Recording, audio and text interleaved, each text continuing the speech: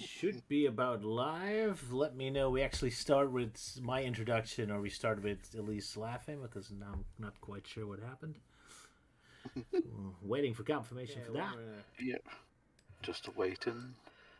We should be about live. There we go. Yep, and I can hear you. Yeah, it's a proper introduction. All right, welcome. Yep.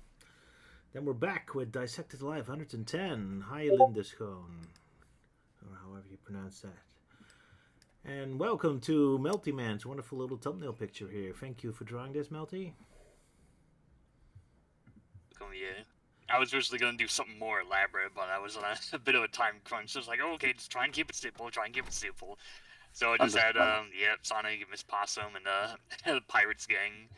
Which, like the wanted posters, like if I had more time, I would have drawn them out. But then I ran out of time. It's like, okay, fine, we'll just do the lazy pictures in Photoshop, yada yada. Hey, listen, just to throw in my trademark references. Yeah. Yeah. We got some Archie representation. Yes. Yeah. Yeah, got Archie Sonic. Well, pretty much all the Sonic media. It's got Game Sonic, Fleetway Sonic, IDW Sonic, and Archie Sonic. Well, one. So, Euan, how are you doing today? I've been doing good. A little tired, like as usual. But then again, I only had like maybe 6-ish hours of sleep. 6 showers of sleep? Did I hear that correctly? 6-ish. Yeah, 6 showers. What? Like must be very wet. I'm tired because I had to take 6 showers apparently. But no, just basically had roughly 6 hours worth of sleep. That's what I was saying. Yeah, I need to apologize to Melty and Elise for not warning them about this daylight savings. So they need to give me a warning. Yeah, thanks, Roger. Oh, you didn't have to warn me. I realized it because I've been collabing with Sylvia weekly. Yeah, so he was already mentally prepared. Yep. Indeed. Yeah. So I guess I'm also partially responsible for not warning anyone. Responsible. Typical of you, Salah, forgetting to warn your fellow man. Yeah. And Elise. You fellow Americans. My fellow Americans. So, look, enjoyed the concert you went to, or whatever it was? Oh, yes, I did. Last Saturday, I went up to London to see Powerwolf in concert, which was at the Wembley OVO Arena Stadium in Wembley. I had a bit of trouble getting there because I came in from Fenchurch Street, and the Circle and Hammersmith lines were down, but I managed to get there by going to the Jubilee line, which makes me go up, get to the north of London fairly quickly. It wasn't too bad. It had Windrose and Hammerfall as warm-up bands, which are also bands that I really enjoyed. I didn't see much because I was a bit further in the back, and I was in the crowd, but I managed to see the band on the screens. It was really good.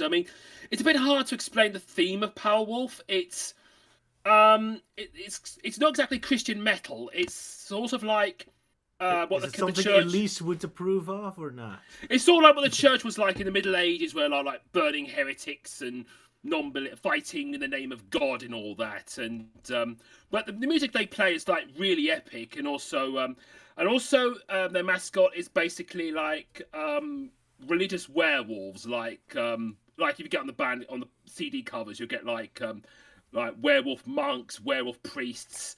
The bishop's a werewolf, or sometimes even depict Jesus as a werewolf. So it's but their songs are really good.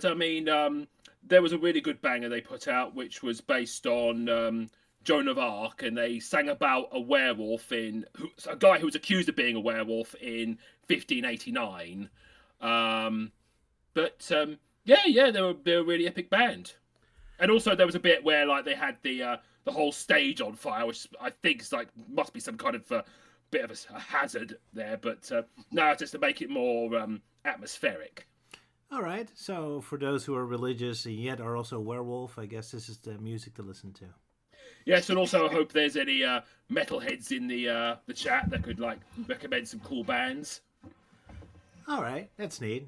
I'm usually used to them being more satanic rather than pro-God, so that's a nice improvement, I suppose. Yeah. I'd recommend Skillet. They're actually a Christian rock band. Oh, right. Hell yeah. It sounds familiar, Skillet. All right, cool. Yeah, I highly recommend Skillet. They got really great songs. Well, there you have it. You might have heard one of their songs because a lot of people make music videos to one of their songs, Monster, with the werehog. Yeah. Oh, werewolves again. Jeez, it's really religion and werewolf combination day today. Huh? I could also mention that I've been to the OVO Arena before. About 3 years ago, I went to see Sabaton with Lordy and Baby Metal as warm-up bands. All right. Oh, and before I forget, everyone, happy Pi Day. Apparently, it's Pi Day today, so Oh, Hell heck yeah. everybody. Oh yeah, And- Pie Day. Wait, that's not right. It should say the day that crabs thrives. Yeah. How wonderful.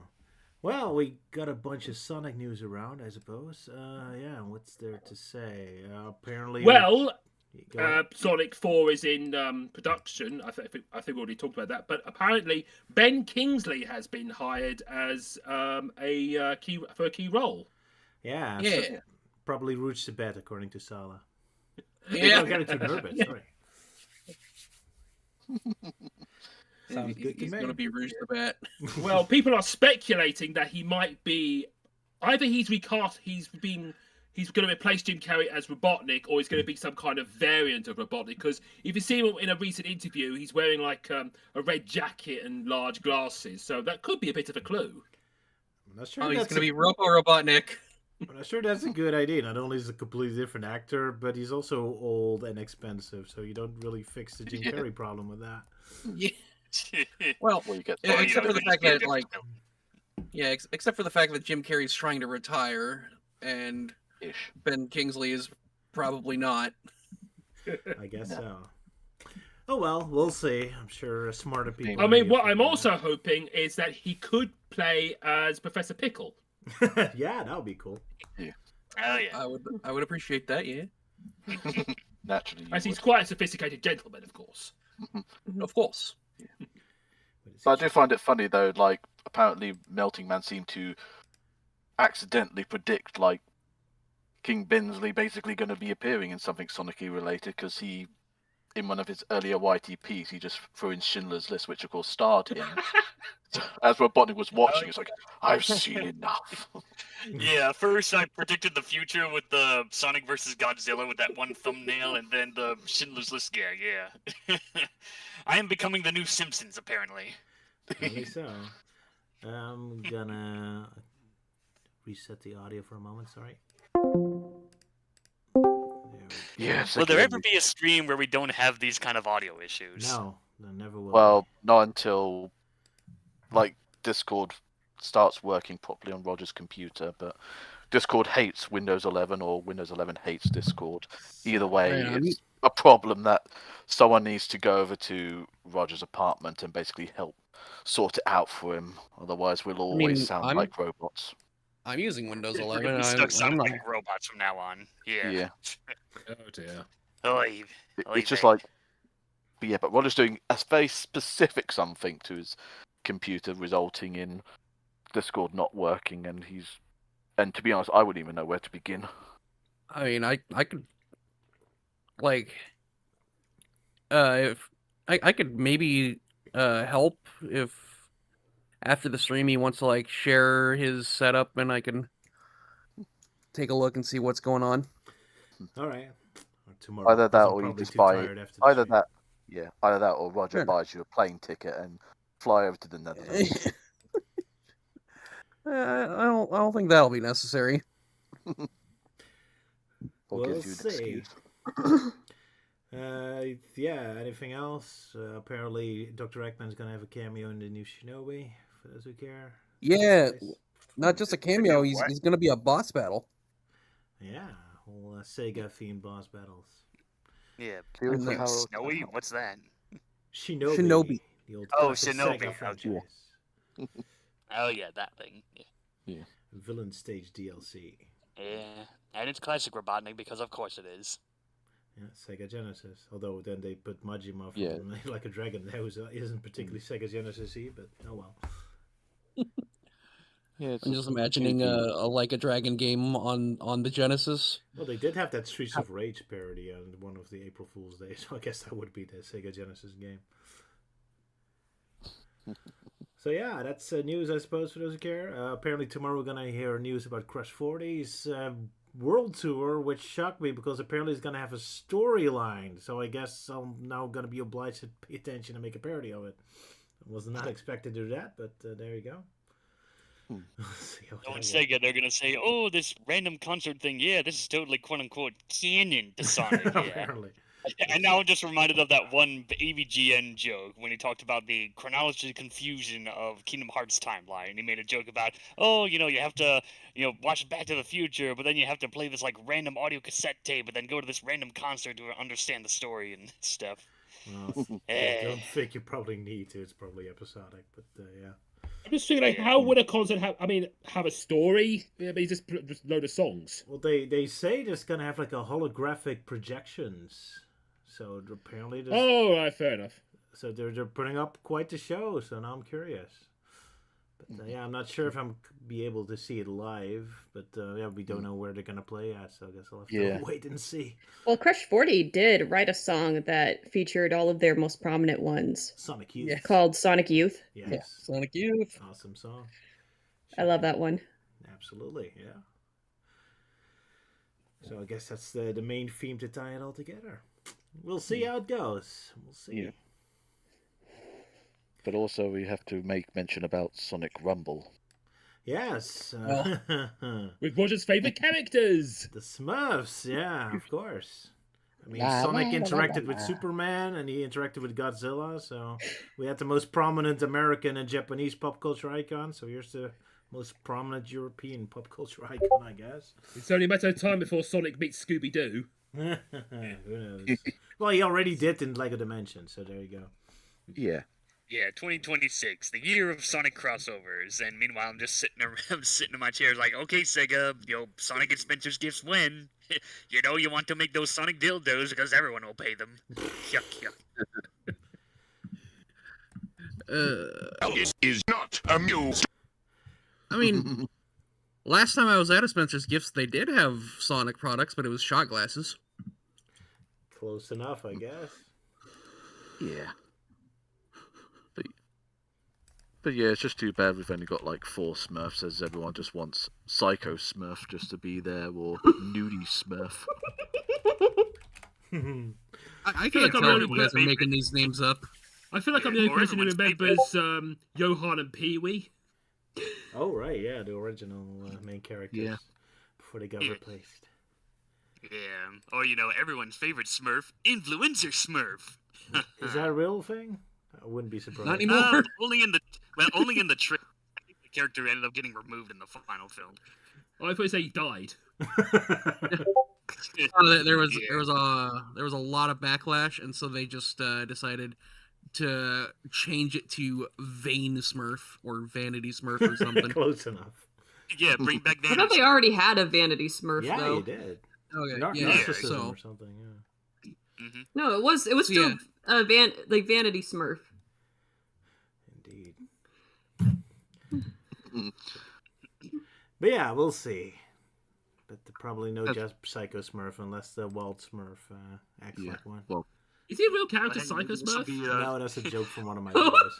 Yeah, well, hey, maybe with this crossover, maybe it's finally a good excuse to finally bring back Psycho Smurf. Yeah, I guess so. I mean, it's going to have a storyline, apparently, Sonic Rumble, so I guess there's also my to-do list now. The Smurf smurfed our brethren, little Smurf. Yeah, apparently there was a couple of updates to that game, and it's like, yeah, apparently there's a story mode because they want to keep it quote-unquote canon, but I'm like, yeah, like, is that really necessary? Because, yeah, I've already, bitched and complained about how Sega's taken the whole canon thing as just more of a marketing stunt and yada yada, but, apparently there's other tweaks that they've done, and it's like, oh, okay, so they've done tweaks, yeah, well, that's still not enough to convince me to play it, because I'm still very anti-live service games. Pointless detail I'm curious about is what house stills Sonic are in. Are we finally getting to see Sonic's house, and why does it look so normal? I mean, Good Sonic for had a house in Sonic Shuffle. I guess so. He also And apparently he also had a house in Secret Rings. Oh yeah, that's what I was true. gonna yeah. say. So you should have a house. So finally get a good look at it. Yay! Thanks, Sonic Rumble. Finally, the lore of Sonic's house is revealed. He sits on a green couch. Except for the fact that Sonic Rumble canonically is just Eggman playing with toys. Not entirely. No, the game is, but we do see cutscenes in real life. I mean, if you can see the screenshots on the screenshots on the screen, you do see like Eggman actually playing with his toys in the cutscenes. Yeah. So these cutscenes are Dark supposed to play in the real world or Sonic's real world. I expected like one of these robots to come in and Eggman says, "Knock on my door next time." Yeah. Spaceballs, yeah. Yeah, Spaceballs. Exactly. But yeah, it does Did you feel see very anything? parody friendly. No. It does feel very parody friendly when they actually have an adventure while playing with their toys. That's could probably do something fun with that. So we'll see. Sonic Rumble in minutes coming, I guess. Or maybe just Sonic X Smurfs in minutes, yeah. Of course, the Smurfs will have to make an appearance. I mean, they're part of my my own personal lore now, I guess. Well, I was going to say, maybe it'd be easy if you do a Sonic Rumbles in minutes, since it's basically just action figures. You just basically just got the action figures already, and just be like, woo woo, just flying them all over the place. Indeed, indeed. But naturally, you do need Smurf. Sorry, what was that? You need some Smurf action figures. Well, they did used to have like a lot of little Smurf figurines. I used to collect. Yeah, I imagine there's like a lot of figurines of Smurfs, yeah. Yeah, very... Oh my gosh!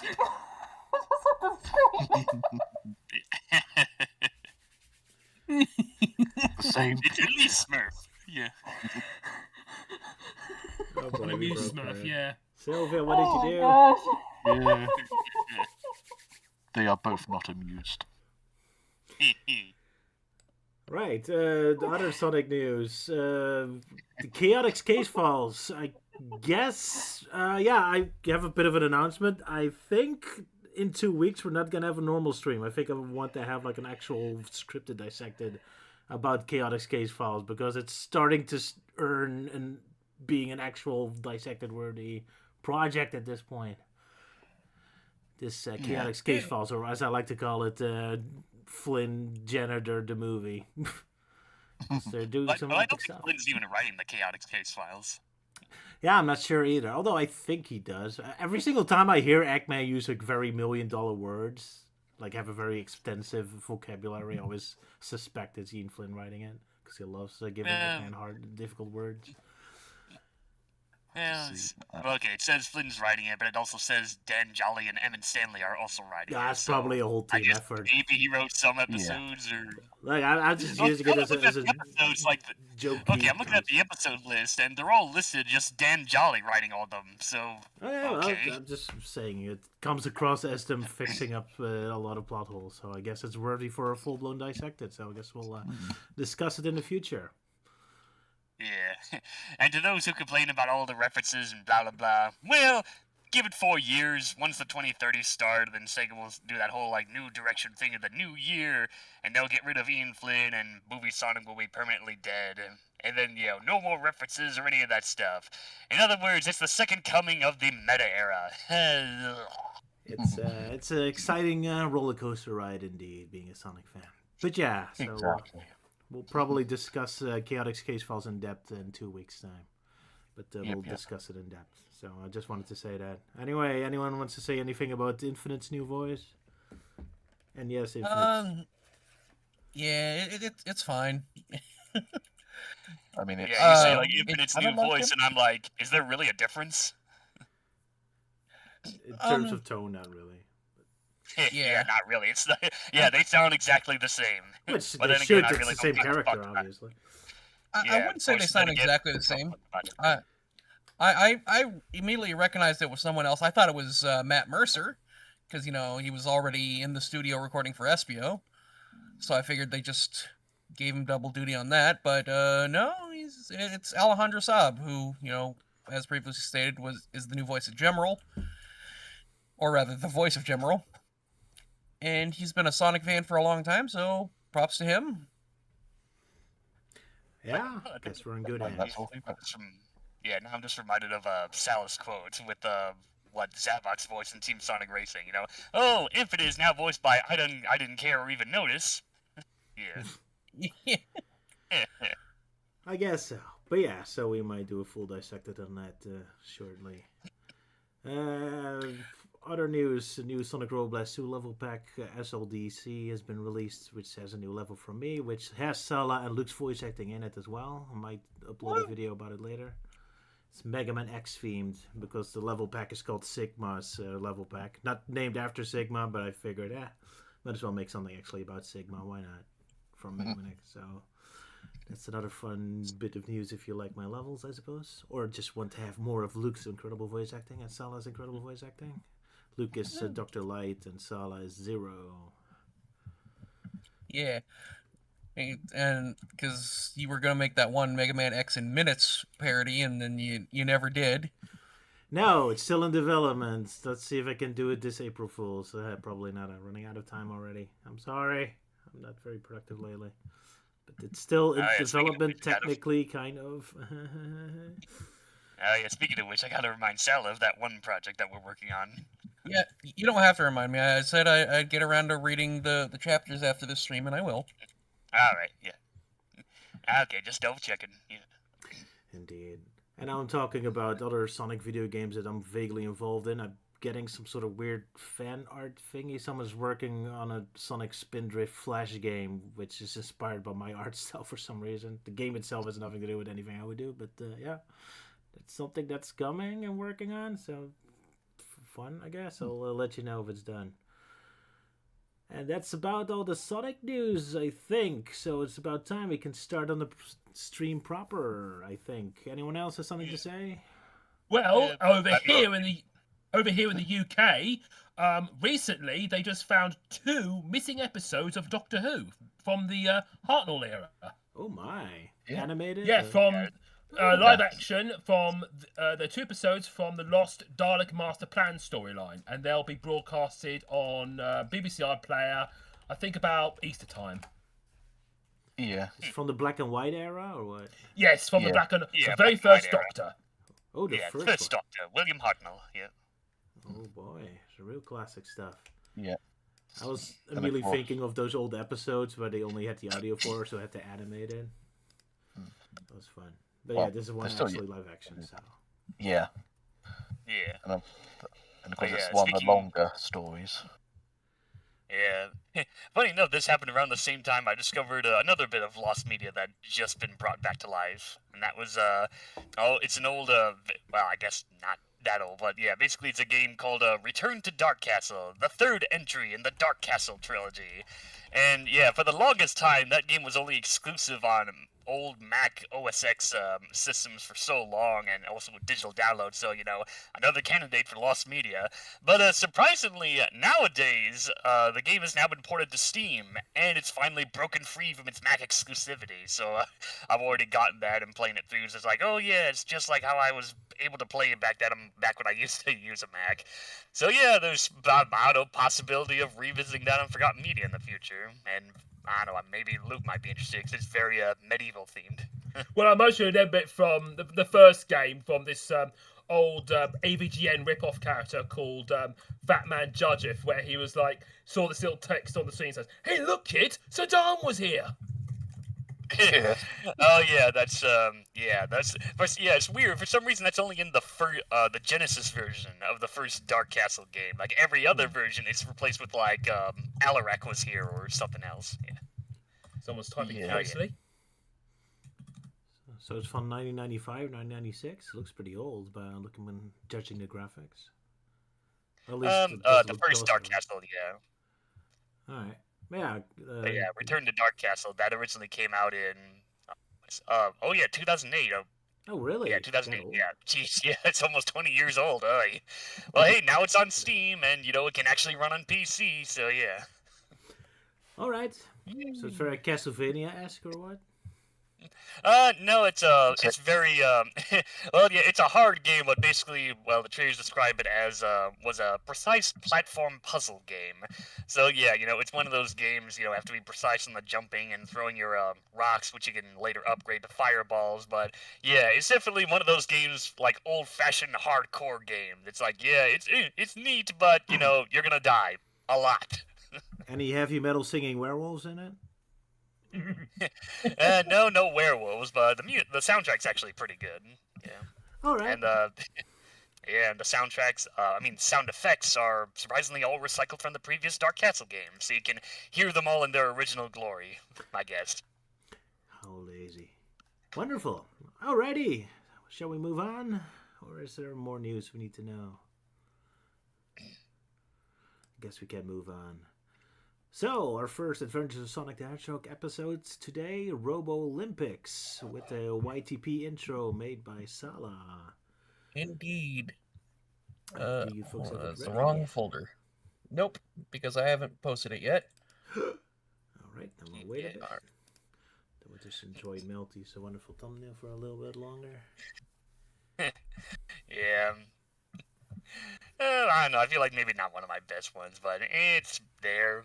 Then, It's of course, cute. I took in Luke's idea about, how about Adigan Captain Black Eye from Banjo-Kazooie? I'm like, oh yeah, I remember him, that'd be fun. Yeah, So I randomly just threw saying him in there. bears. Well, yeah, because, like, when he's plastered, he's mumbling on about, oh, a bear stole me glory, he did. Looked a bit like you. I thought it was a reference to the old completionist era when he had Greg going, bears! Bears! Nah, that's just a reference to Captain Black Eye's dialogue in the game. Oh, fair enough. Big, look at it. Anyway, video is posted in livestream planning. Everyone ready? Ready? Oh, hold on. Alright. Okay, now I got it. Then I'm counting down. A3, A2, A1, A go. I am the only one on Mobius who can back Mobius up. Hurry! Don't worry, Professor. We'll be right behind you. We had a deal. Not everyone gets to be saved!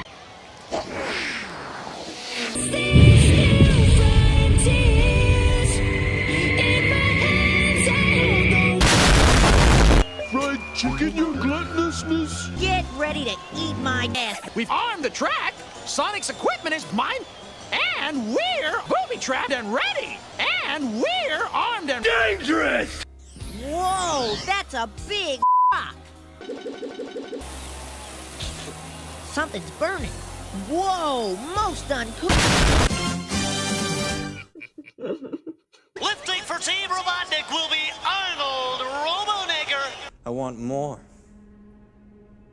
And I know I shouldn't. Let's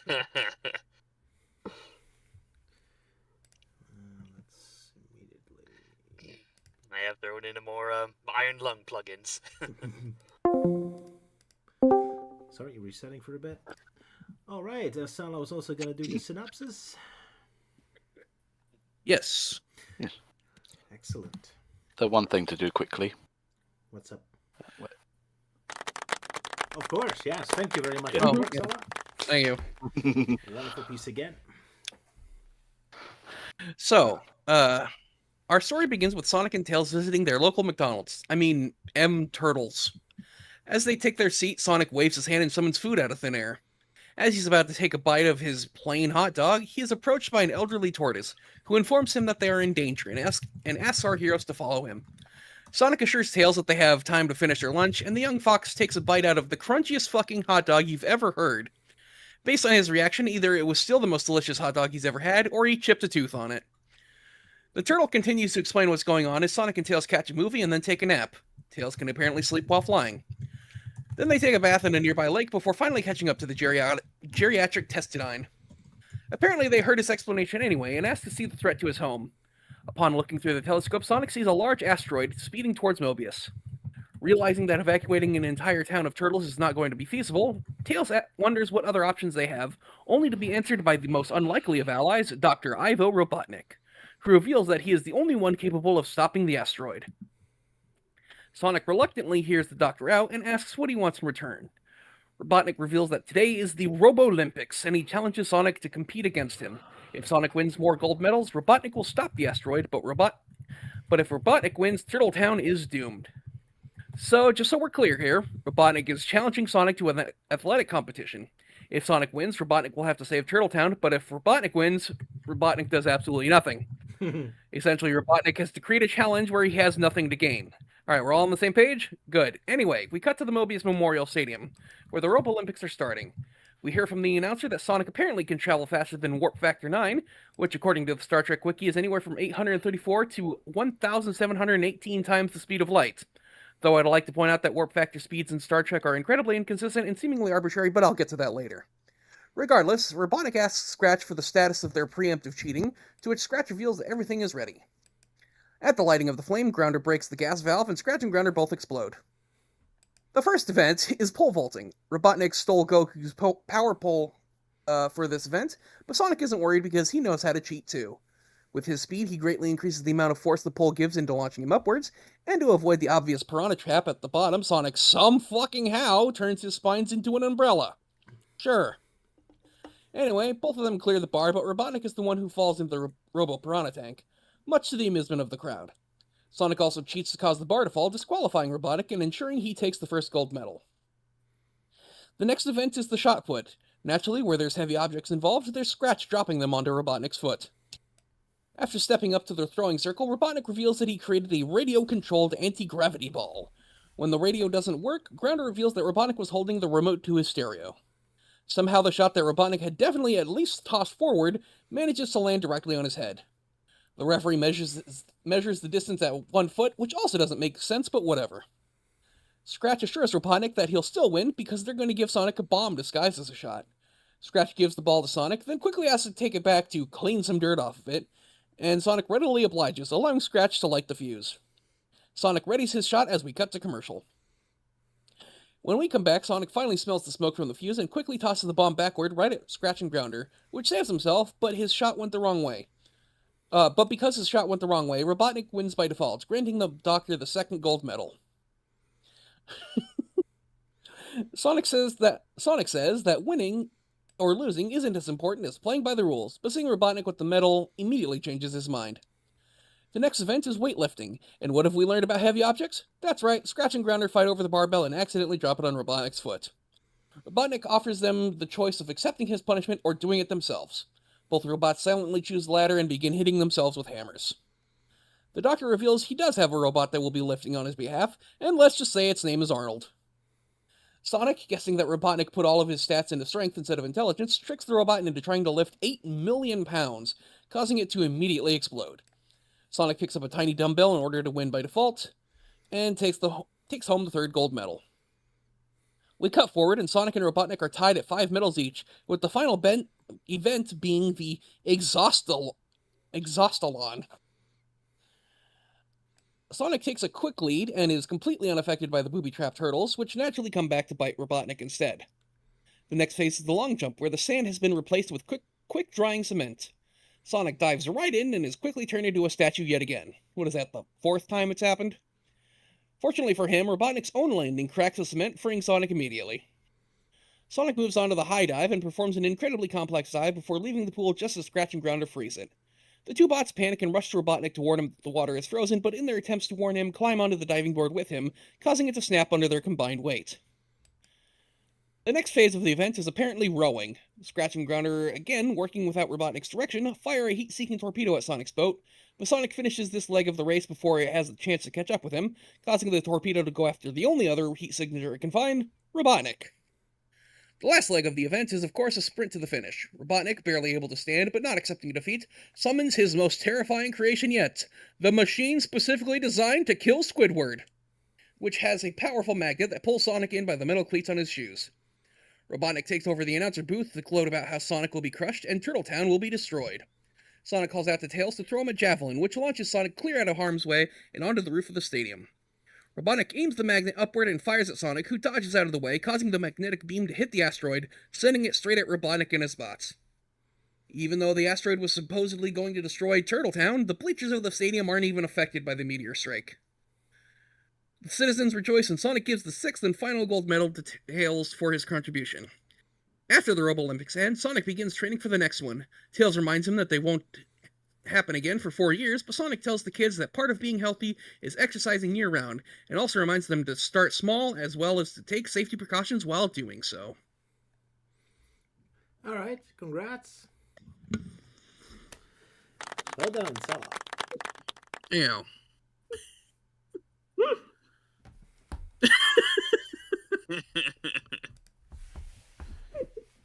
I'm loving some of the drawings you've contributed.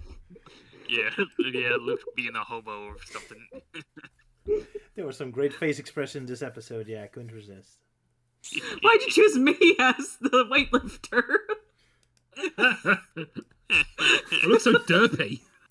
Of course, you're not amused. Well, you're. Yeah, I think you're the really most active of amused. all of us with archery and all that. So. Gosh. She will shoot you to death with her bow and arrow. Elise will crush you. Yeah. Yeah, I do like hunting the secret things. It's my favorite song. I just say though, Euan's is my favorite.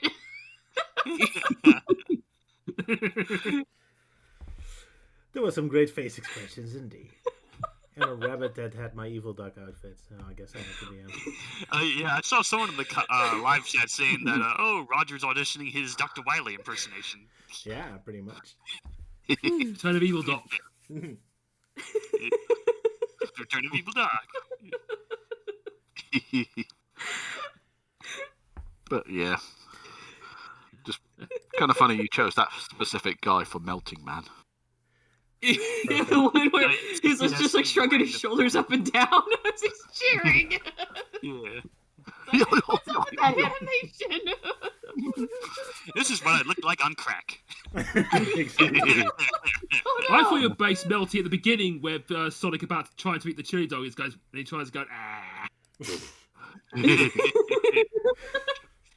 Because I just love that expression where it's like, ah. I'm sorry, the hedgehog. Ah, cha, cha, cha. And then Salus. Yeah, for some reason Salus looks like an owl in that drawing there. Fitting. Yeah. He looks like that mad scientist from that one Ranking Bash animation. I just wish I could remember what it's called. Oh. Anyway. I am losing control of the situation. I don't think you ever had it. True. How about that outfit that Robotnik wears in the episode, eh?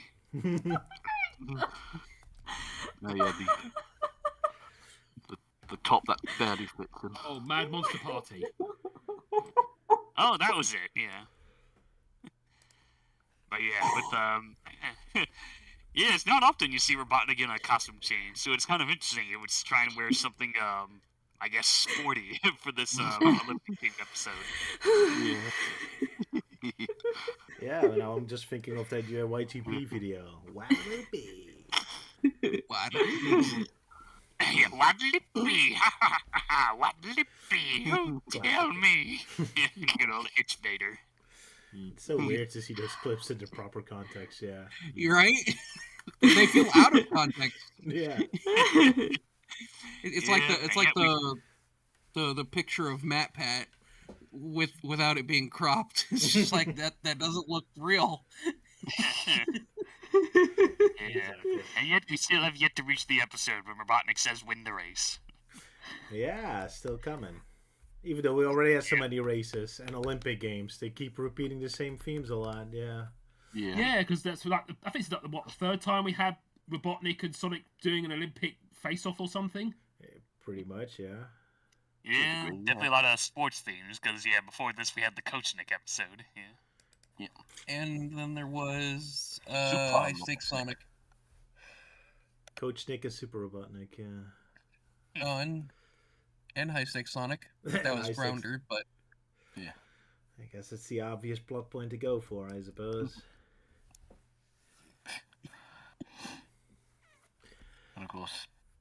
very obvious with how much Roger has been enjoying just redrawing everyone with all those goofy faces.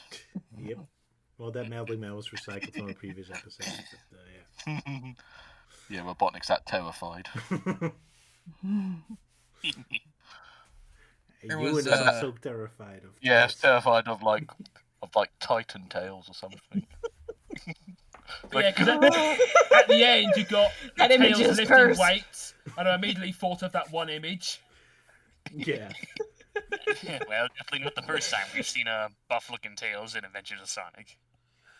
Oh yeah. True. And buff-looking Yeah, Robotnik had the- coming up soon too. Yeah, well, that, and we also had that bit from Mass Transit Trouble, with Tails trying to, dispose of the bomb, and we see him, having a peck or whatnot. And he was pretty good with the throwing javelins in this episode, I suppose. Yeah. Yeah. I mean, imagine if he missed. Skewered or basically just off target. Yeah, his for having seemingly never thrown a javelin before, his technique leaves much to be desired, but it gets results. So yeah.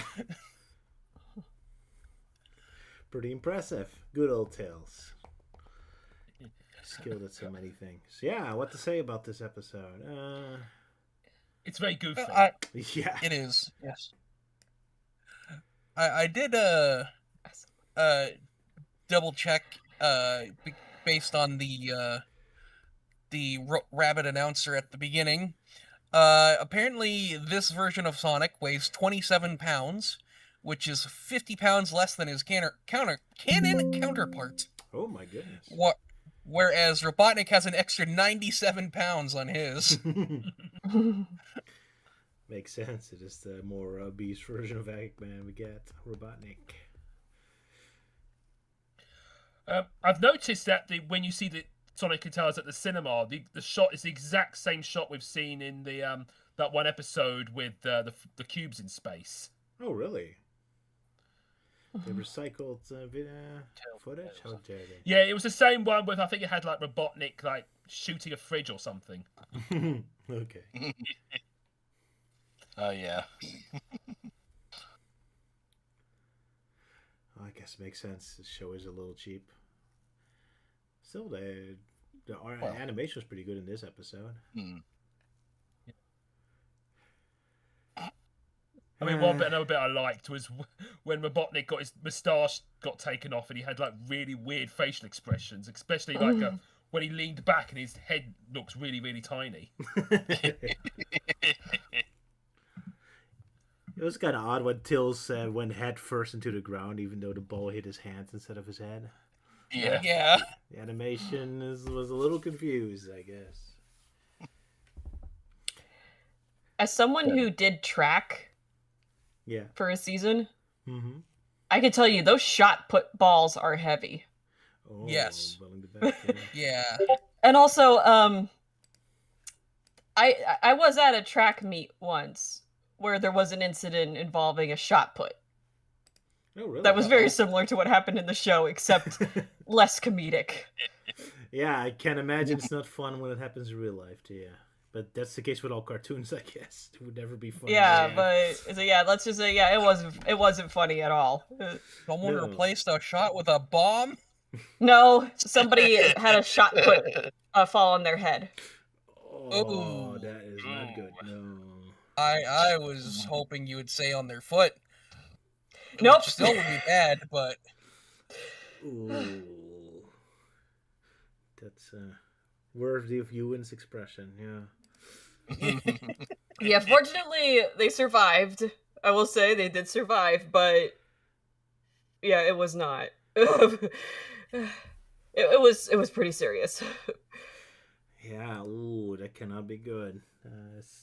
Yeah, I'm just gonna say, if you're ever doing track, always be careful of the shot put in discus areas. And I speak from experience with the discus area, because there was one time when I was helping to measure the distance. I was outside of the range where you're supposed to throw the discus, but somebody threw it out of bounds and it almost hit me. Jeez. Sounds scary, yeah. Yeah, it just barely missed my foot, so it was like... So yeah, word of advice, if you're ever doing track, be careful around the shot put and discus areas. Those things are a lot heavier than you think. Yeah. Thanks for the warning. They ain't frisbees, no.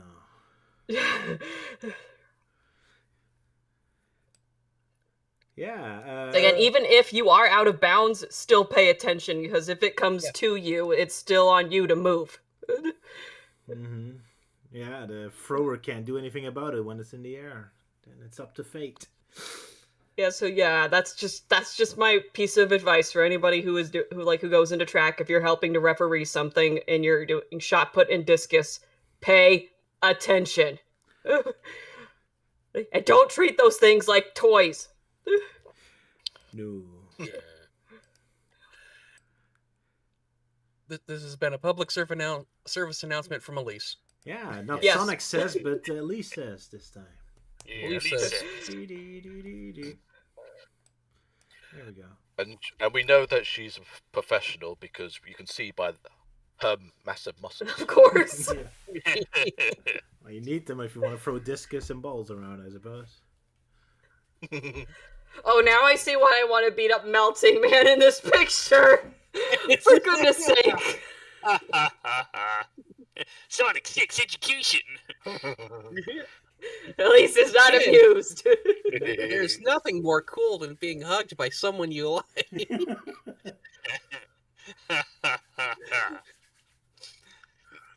Oh, Poor Melty. Yeah, well, I'm definitely not the first one to make that joke on the Sonic Says bit. Nope. Yeah. I'm in the crowd.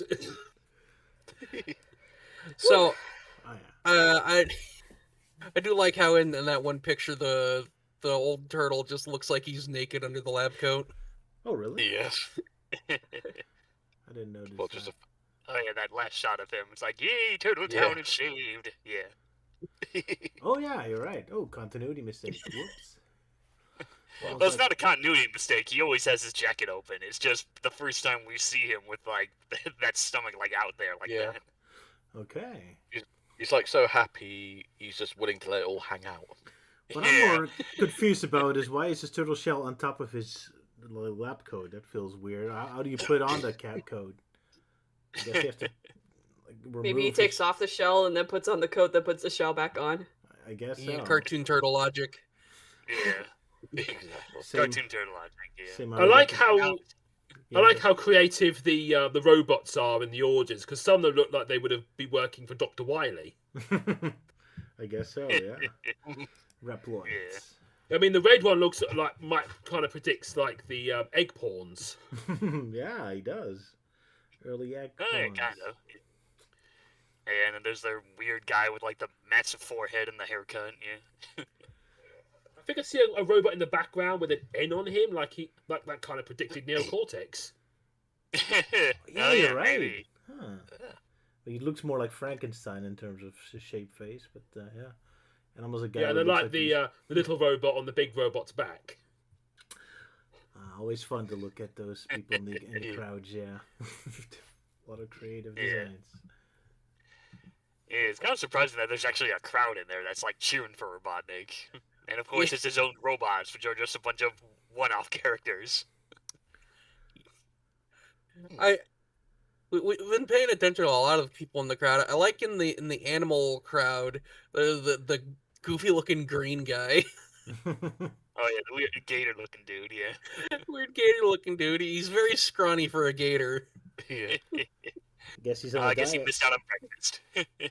Could be a very early proto version of Vector. Yeah. Vegetarian one. Can't eat other animals. Yeah, maybe That's it's why based he's on so skinny. Vector's early design. Yeah, based on Vector's original design from the whole band concert thing concept. Yeah. If only, that would be fun if they had those. But I think they're just making them up as they go along, probably. But yeah, always fun. These little crowds. So I did mention during the synopsis that the announcer claims that Sonic can move in speeds of excess of warp factor 9. And so I had to look up what that meant. And the Star Trek writers just do not give a shit. No. So, like, warp factor 9 is anywhere from 834 to 1,718 times the speed of light. And keep in mind, warp factor 1 is 1 time the speed of light. Oh. All right, that makes sense. Warp factor 2, 8 times the speed of light. Whatever, it's a bigger number than 1. 3, 27. All right, we're getting bigger. Warp factor 7 is 4 to 10 million times the speed of light. And warp factor 9.75 is 33.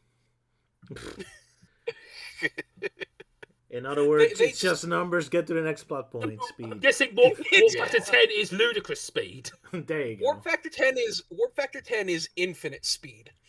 Ooh, even bigger than ludicrous speed. And warp factor 9.99, 8,333. Man, if they ever do that in a Star Trek show, I do want to see them all fly around like dark helmet and spaceballs. Oh, crash into the walls. Oh shit, it's got the blade! My brain's going into my feet. They've gone plaid. Yeah, they've gone plaid. Yep. It's these Star Trek writers just do not give a shit. Just get us to the next plot point. It doesn't matter. Here's a number. To be fair, it is difficult to wrap your head around space. It's ridiculously big. Yeah. It's just big. Our human brains cannot comprehend the vastness of space. Oh well. Oh my god. I gotta say, I really love the part with the quicksand because it's such a wonderful, like, step by step. You can see the logic until it crashes down. Like, okay, let's replace the sand with quicksand to trap Sonic. Like, all right. And then Robotnik is clever enough to wait till it dries up. So, okay, so I don't get trapped in it. But then, all right, instead of sand, now it's concrete. So he smacks his face on when he jumps on it. I kind of like that. Those step by step, like, okay, logic. All right, and then reality kicks back in. Also, I was at the very end where you see the meteorite crash into the stadium. I thought, it was going to burn up in the atmosphere and be really, really tiny. But no, it just literally just crashes into the middle of the stadium. And I thought, wouldn't that just kill everyone in the stadium? Yes, it would. Yeah, that's what Sal already said in the synopsis. Yeah, if it could destroy the city, why doesn't it destroy the stadium? It should still be all be dead. Yeah. That's a very good point. It barely cracks the ground around it. Must be very hollow then.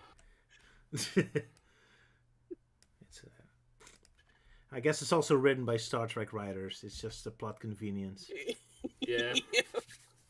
It's cartoon logic. It was dangerous when it was heading towards the Turtle Village, but it's perfectly fine when it's heading towards the stadium. Yeah. It takes a long time to get to Turtle Village. Yeah. Yeah, it's like, oh, we gotta save the planet from an asteroid. How we do that? Oh, let's play the Olympics. Whee! Yeah. Indeed. Still faster than evacuating the town, apparently. Indeed. And then, of course, the episode with the most controversial robot. Yeah, that was an awkward name, in fact. Yeah, like, I get it's supposed to be a parody on Arnold Schwarzenegger, but why the hell did they have to pronounce it like that? That sounded like something very different, yeah. Yeah. And it's funny, because, like, that's not even the first time Arnold Schwarzenegger has been mentioned on this show. Of course. Yeah. There's very few shows in the 90s that don't reference him at some point. Yeah, because Koshnik also had a bit of Sonic like doing an Arnold Schwarzenegger impersonation. Yeah, right. Yeah, and they're both sports episodes, so yeah. There was also some earlier episode where like Sonic disguised himself as a coach and like started bossing around Scratch and Grounder, and he told them that he'd make them famous just like Arnold Schwarzenegger. Well. Guess Arnold Schwarzenegger really exists in the Sonic universe. Yeah. I find it kind of disturbing, though, that the robot ruptures itself piloting into anyway. It is kind of gruesome, yep. Yeah. It's like, you think he's gonna, you think Sonic's gonna trick the robot into lifting, like, that many weights, and he would, like, lift it up and then just fall through the floor, like, oh yeah, classic gag, but no, he just blows up from straining himself. I have expected like his arms to fall off, and he'd lose based on that technicality, but no, he just fucking explodes. And it was the funniest thing in this episode to me. When all those robot guts just crash into Sonic. Well, Sonic just stands there happily. Pretty gruesome if you think about it. And I do. I thought it was going to be that he tries to lift it up and his arms pop off. Yeah. Yeah, that's what I But said. then it's like, no, it's like he splits down the middle. Pretty gruesome, yeah. Although honestly, I would have thought his little tiny metal spine would actually snap, considering how tiny it is compared to the rest of him. Oh yeah, this is true. Didn't even notice that. That does seem like a weak point, yeah. Oh well. Unless the animators are trying to imply that Schwarzenegger's sort of midsection is that tiny. I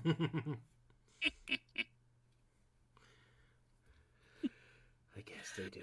It does look funny. And in the end, that's all that matters in a cartoon. It looks funny. Yeah. Anything else? Kind of odd they suddenly had to give Sonic metal spikes underneath his shoes just for this final scene to work, even though it wasn't there any other point. Oh well. Just randomly there. How convenient for the plot.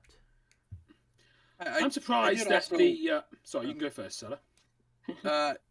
No, you go first. It gives me time to grab a picture. I was saying that the shot with Robotnik randomly holding the baton, I thought it kind of makes me think of the iconic diploma pose, and I was wondering, I'm surprised how that doesn't get used so much in YTPs.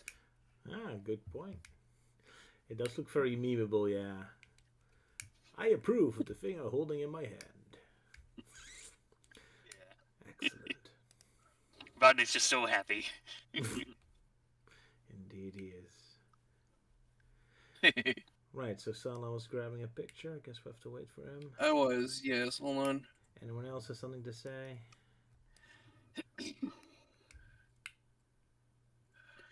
Well, I do like the bit where Sonic just randomly makes Robotnik ugly, and then he turns around his chair and he's actually ugly. I don't know why, but I immediately thought of that guy from Disco Elysium. Yeah, he also looks like that? Okay. And we posted 2 more pictures in the live chat. Yes. And that's Oh, I see it. Yeah. The Squidward kill machine you were talking about. Yeah, the machine designed for that makes sense. Squidward. That makes sense. I guess that's just how those crushers work. But Robotnik improved it by adding a little satellite dish. Oh, magnet, yeah. Yeah. Well, SpongeBob has it in boat form because, of course, they do. Everything is a boat. Underwater. That makes no sense. That'd be a submarine. You know what? That's a good point. Why are they not submarines? Less funny or less interesting visually looking, I guess. Oh, well. Maybe yeah. Maybe they don't build the boats. Maybe they just find actual sunken boats and repurpose them into cars. That would be clever Could lore. do. Yeah, that would be clever lore. Either that or the Snorks got first dibs on the subs. Of course. Or it just looks funnier. That's probably the reason. Either way, yeah. I'm so shocked to see that big hey sign above it. Hey. Hey. I love the signs. Also, Sonic smells. That's the biggest insult I can give him. I always love the way you have these weak insults. Robots can't even smell anyway. Oh well. Shall we move on to the next episode?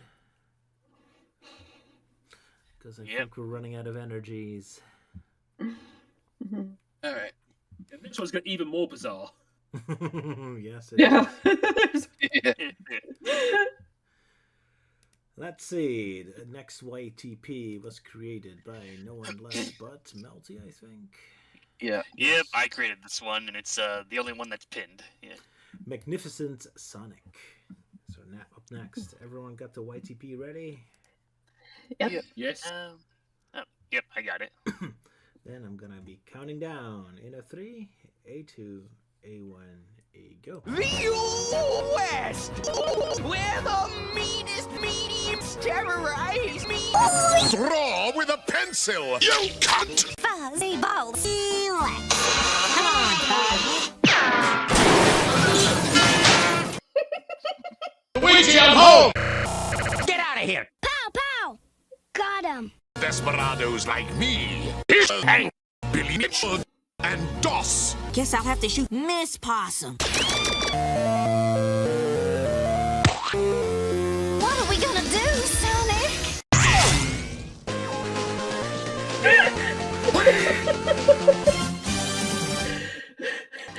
Did I happen to mention this is strip poker? Oh my lord! That was brilliant. I don't think you deserve an Oscar for that. Yeah. Sure, where it's like, okay, I have some ideas, and then one idea kept leading into another, and I just kept adding in more jokes. Yeah. You broke Elise again. Yeah. Well, yeah, that's what happened. So I throw in two at least it's not amused jokes in one intro. And I didn't have to do anything for that last one. Yeah. Yeah, it was right there. I love how you address the tilting camera. Oh yeah, like that was actually based because when you watch the episode, if you look at it closely, the framing is like slowly like tilting, which is really weird. Yeah. So I just made a whole parody of that where it just completely tilts and falls off the screen. Yeah, it's like they left the camera unsteady, so it's like Yeah. It's only, being as you work in a TV studio, you would know Yes. about that. I mean, it was quite literally just the last frame that like popped over to the next scene, where they literally realised, oh crap, and they corrected it. Yeah. It's like, why even bother correcting it right at the end? Yeah. Yeah, then I brought back the Robotnik's going, "Wee!" So I guess that's just gonna become my running gag with these YTVs. The double Robotnik Wii. Yeah, because there's nothing more satisfying than seeing two Robotniks holding each other while flying across the screen going, "Wee!"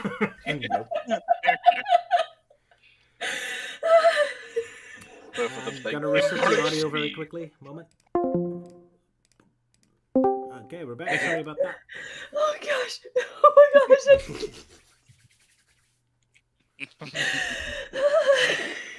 I'm sorry. I see. Got brought the Love Black Doom versus Crashville, and I can't remember the name. Like, oh yeah, that's Nitrous Oxide. Yeah, that was, one of those like there are like so many random space. And one of them was just, oh yeah, wouldn't it be funny if Black Doom and Nitrous Oxide like got into some kind of argument or something?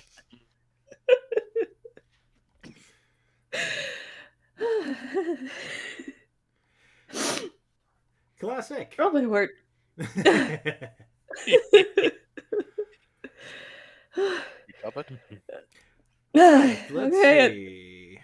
Okay, I swear, one of these days you guys are gonna make me pass out. Yeah, I'm worried about that. Yeah. And when that happens, we'll make sure we'll timestamp it. You're getting joy out of her suffering, aren't you, Euan? She's obviously having a good laugh about everything. Indeed.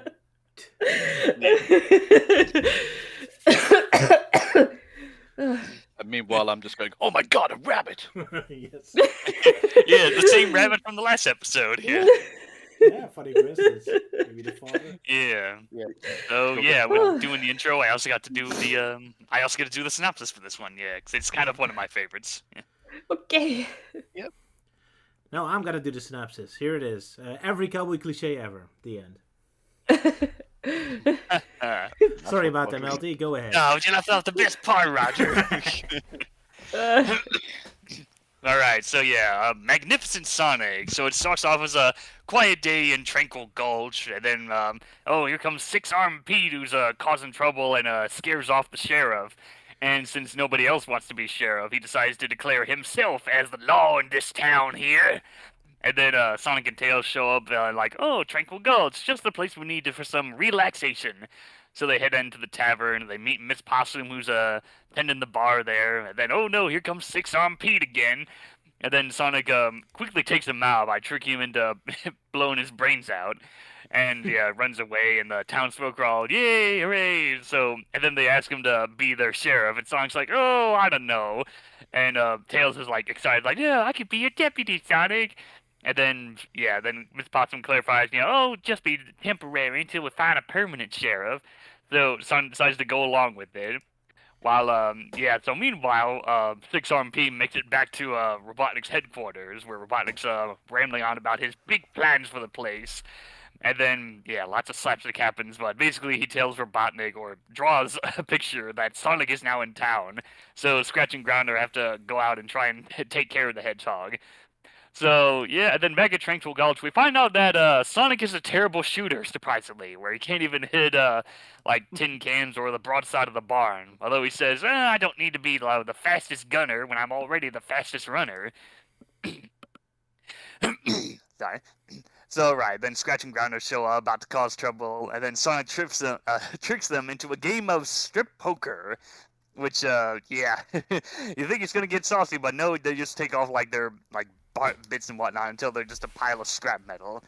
So, yeah, so that fails, and so they try another trick where they, trick Miss Possum into, getting into this coach by saying, oh, Sonic wants to take you out on a picnic, and then, oh, no, they're like, oh, it's a trap, and it's a runaway coach. And then Sonic is alerted, and he quickly runs off, tries to save her, which, yeah, they managed to do that. And then, oh no, the waterfall! But then they somehow managed to survive that as well. So, yeah, then, yeah, the robots get defeated and captured, in the jail cell, in which, Robotnik gets a letter from that, which really pisses him off that he, attacks this sonic balloon that he has. So right, so he shows up and Scratch and Grounder are like, oh hey, Robotnik's come to save us, and Robotnik's like, fuck you guys, it's the town I really want.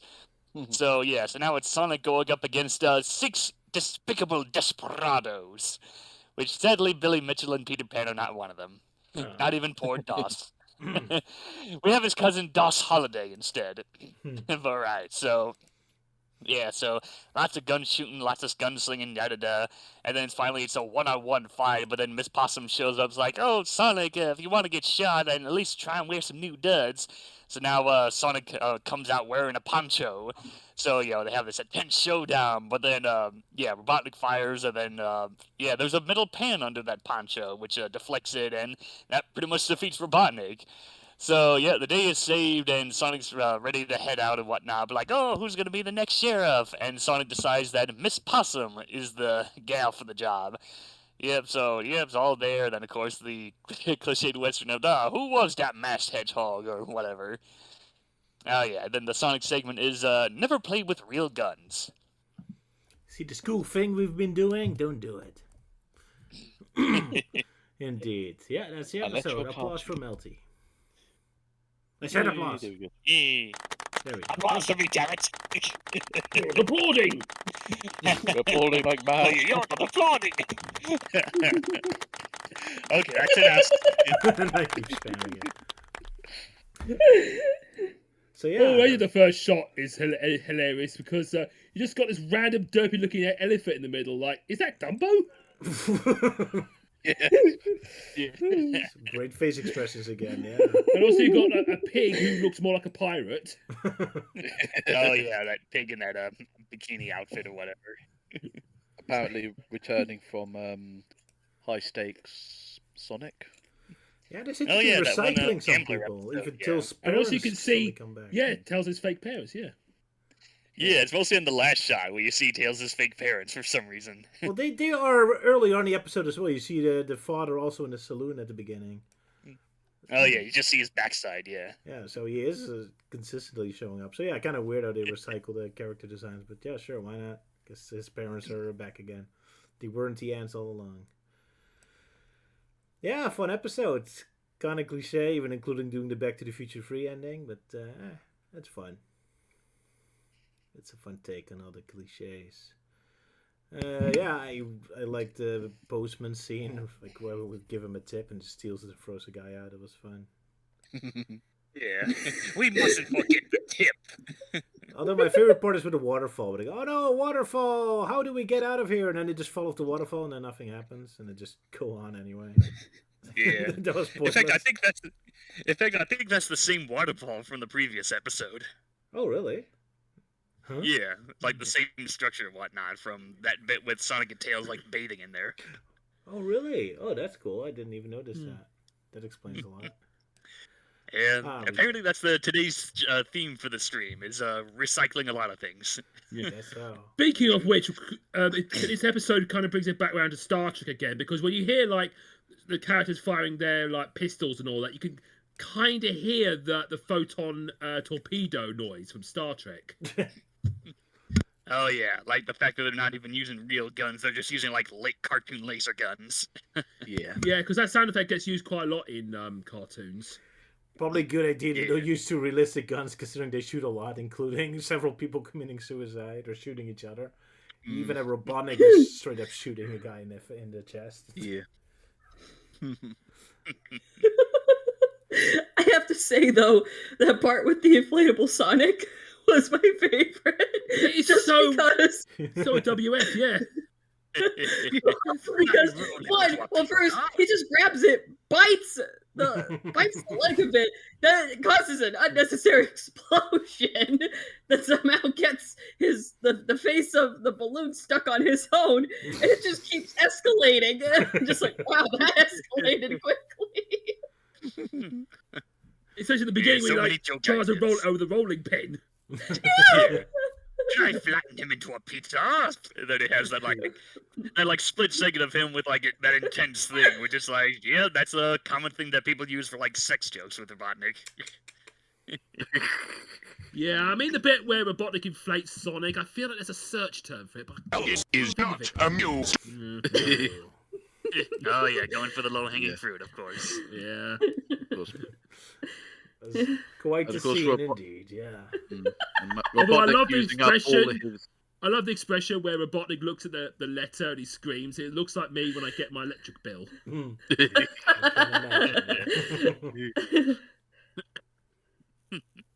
Being like, how am I using up so much energy?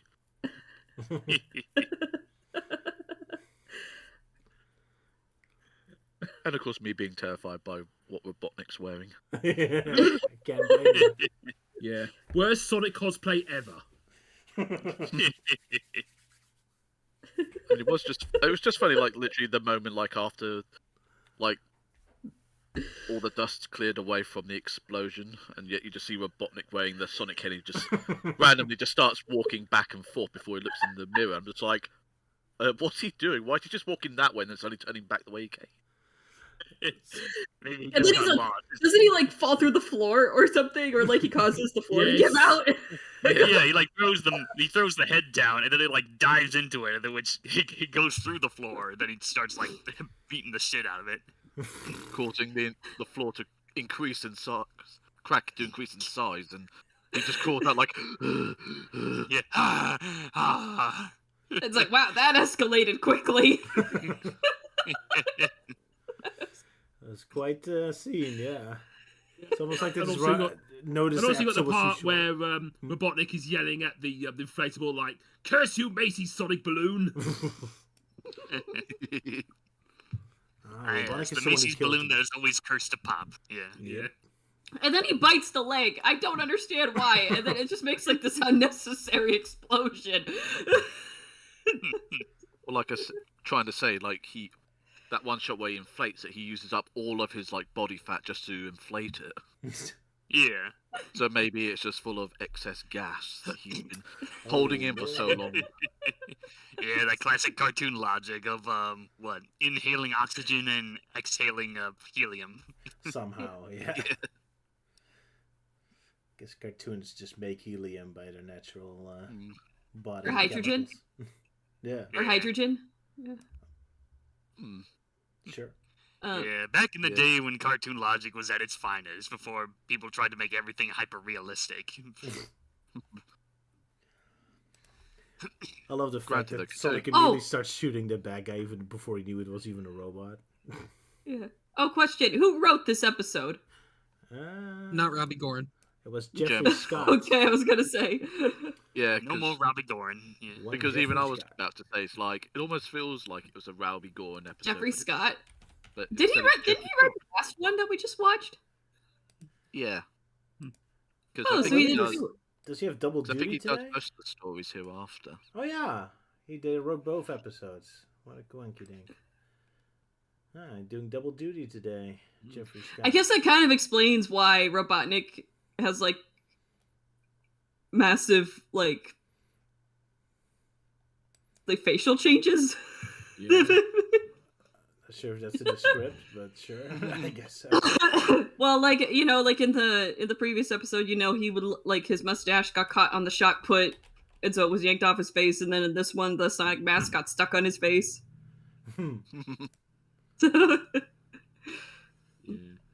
This episode also has some really strange-looking horses. Yeah, yeah. I could say that again. Yeah. Well, I know one of them's like a robot horse, so yeah. Yeah, and the other one, the real one, looks like the ugliest horse I've ever seen. Yeah, I agree with Euan's face expression there.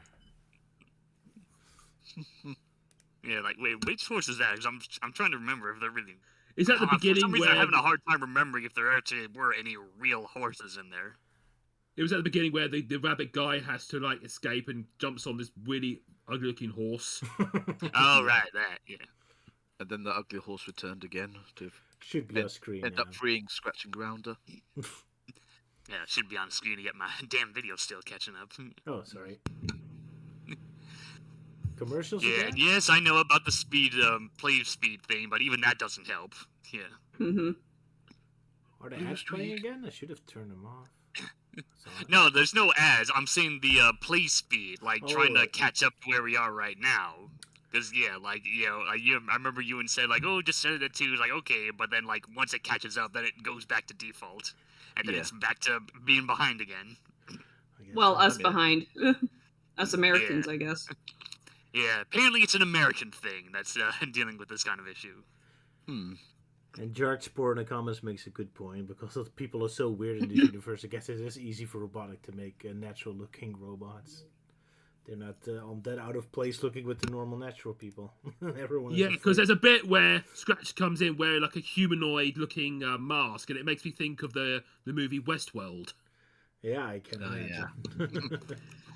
And also, there's a strange bit where, like, as he leads the girl possum out of the bar, you can see like the bottom of the cell just moving up, and I was like, I can imagine the animators like, oh, don't pay attention to that. That's just the top of the bar.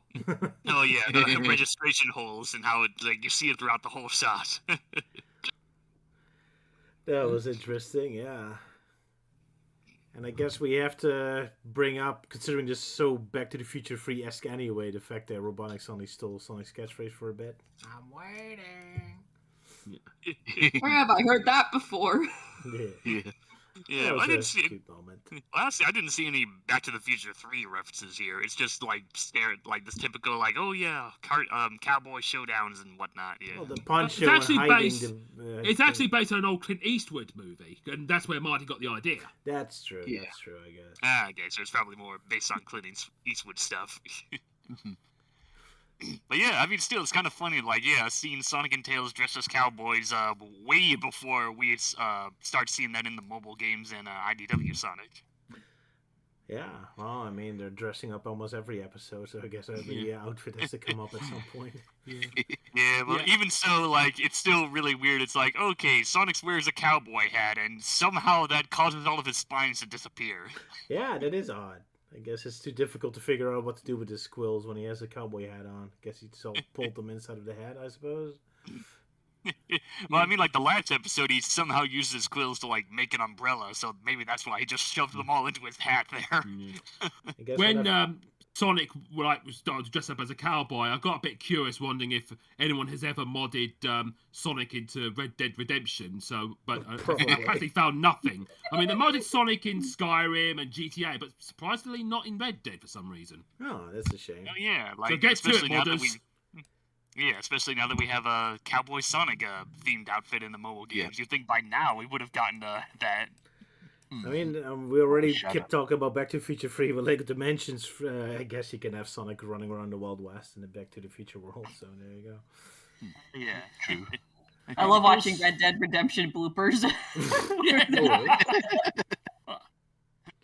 Oh, that they screw up the cutscene where they like blow up NPCs right before a cutscene starts, so you see their corpses. Yeah. Oh, that's awesome. Yeah, I love that. Reminds me, like, there was one time I was playing Genshin Impact, and my character was talking to another character during a thunderstorm. Lightning strikes my character, and my character just flat out disappears. Oh, wow. And the cutscene just keeps going. I gotta love it when the cutscenes are done in game, so you can have little wonderful accents like that. That's great. I've got a bit of a funny Red Dead Redemption story because I was in a town, I was causing trouble, and I had the sheriff and his posse after me. So I went on the train, and instead of going on the train to arrest me, they decided to shoot up the train. No. So it cuts to me just relaxing on the train. It cuts the other guy just shooting at the train. Like, stop train, and it just goes off and just runs over a few people.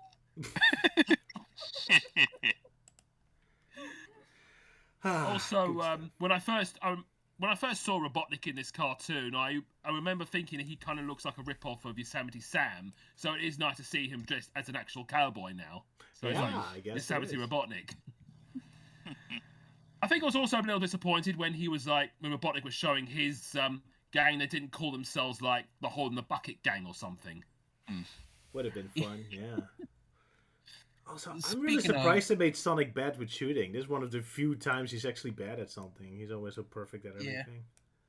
Go at you, yeah. He's a horrible shot. Yeah. Yeah. Yeah. I Gotta did try and like- tie it in with that Sonic Says segment of Don't Play With Guns. Sala, go ahead. I did like the punny names of all of the badniks Robotnik brought with him, including Wired Earp, Batch Cassidy, Billy the Kit, Chassis James, and DOS Holiday. I thought that was very clever. I was It was a nice play on words. Yeah. But yeah, I mean, when I was watching like that whole last bit, I mean, I kind of noticed like Sonic destroyed like 4 of the badniks, but it's like, wasn't there like another one? And sure enough, he did turn up, but he was like hiding throughout that whole fight, only to turn up in Sonic Says. Yeah. You saw what happened to the other 4. He decided, you know what, I'll come back later. Exactly. I'll have a It's lesson like, to teach the kids. Turn into cheese for this.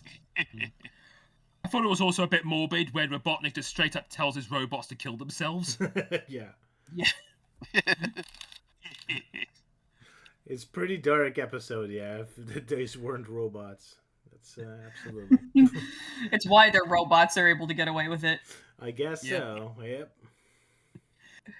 And also, when Tails says, this is strip poker, and I was like, wait, shouldn't this sort of thing be said in the cartoon? Because imagine like a kid watching this with his parent and said, should we play strip poker? Daddy, what's strip I have to poker? admit, I was shocked when Sonic said that. I'm like, that was the last thing I was expecting to come out of his mouth. The whole episode is edgy like that. I mean, at the beginning, I was kind of surprised. He said, give me a beer. Root beer. Yeah. It's like, it's still like, like, whoa. Oh, yeah, they classify it's a root beer, yeah.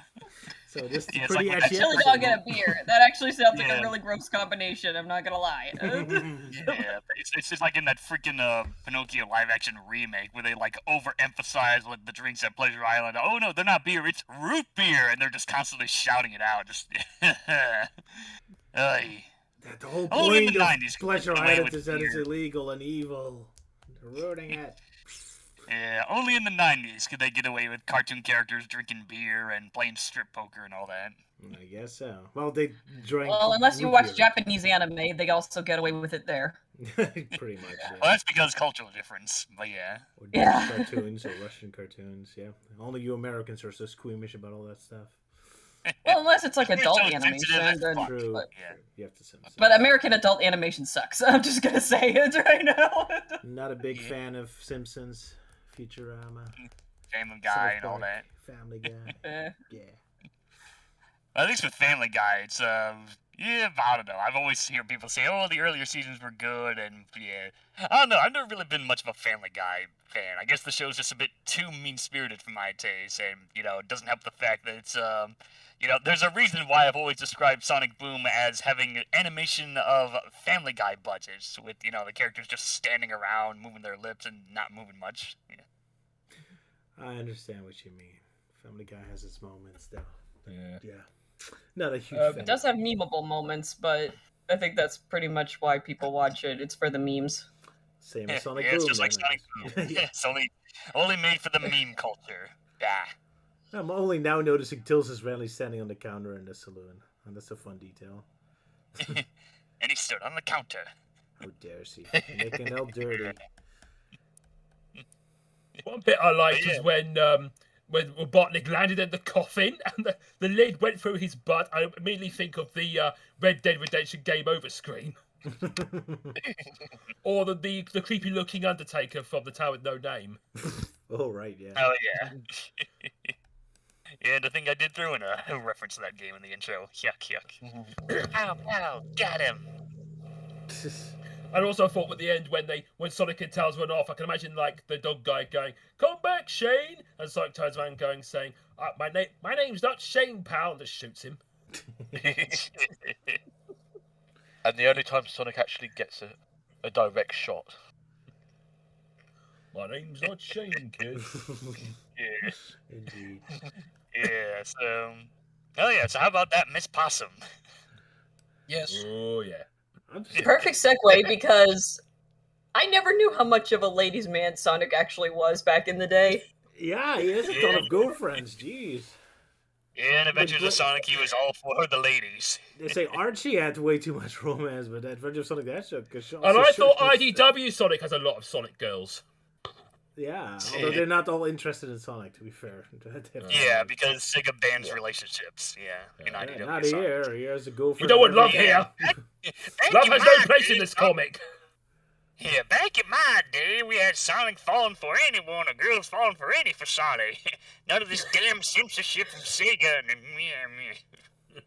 But right, so yeah, with Miss Possum, I always liked her, but I thought she was cute, and also had she had that smart idea of helping Sonic and defeating Robotnik, and yeah, I don't know, maybe I think it's also probably just because of the voice, because yeah, it's done by the same gal who also voiced Cathy Carlisle from Sonic's Song, and I honestly wasn't sure if they sounded similar, but from what I can remember, I think Cathy is a lot more higher pitched, while Miss Possum is a bit more lower, and I don't know, it has a bit more warmth to that voice. But yeah, I don't know, just nice. Would have been nice to see her being the new sheriff in action and all that. It's kind of odd to make her the sheriff, even though she hasn't shown any combat skills yet. I mean, I guess she was clever with helping with the climax, but yeah. Yeah. I guess we have to wrap it up. You're the sheriff now. Good luck dealing with all the criminals now. Bye.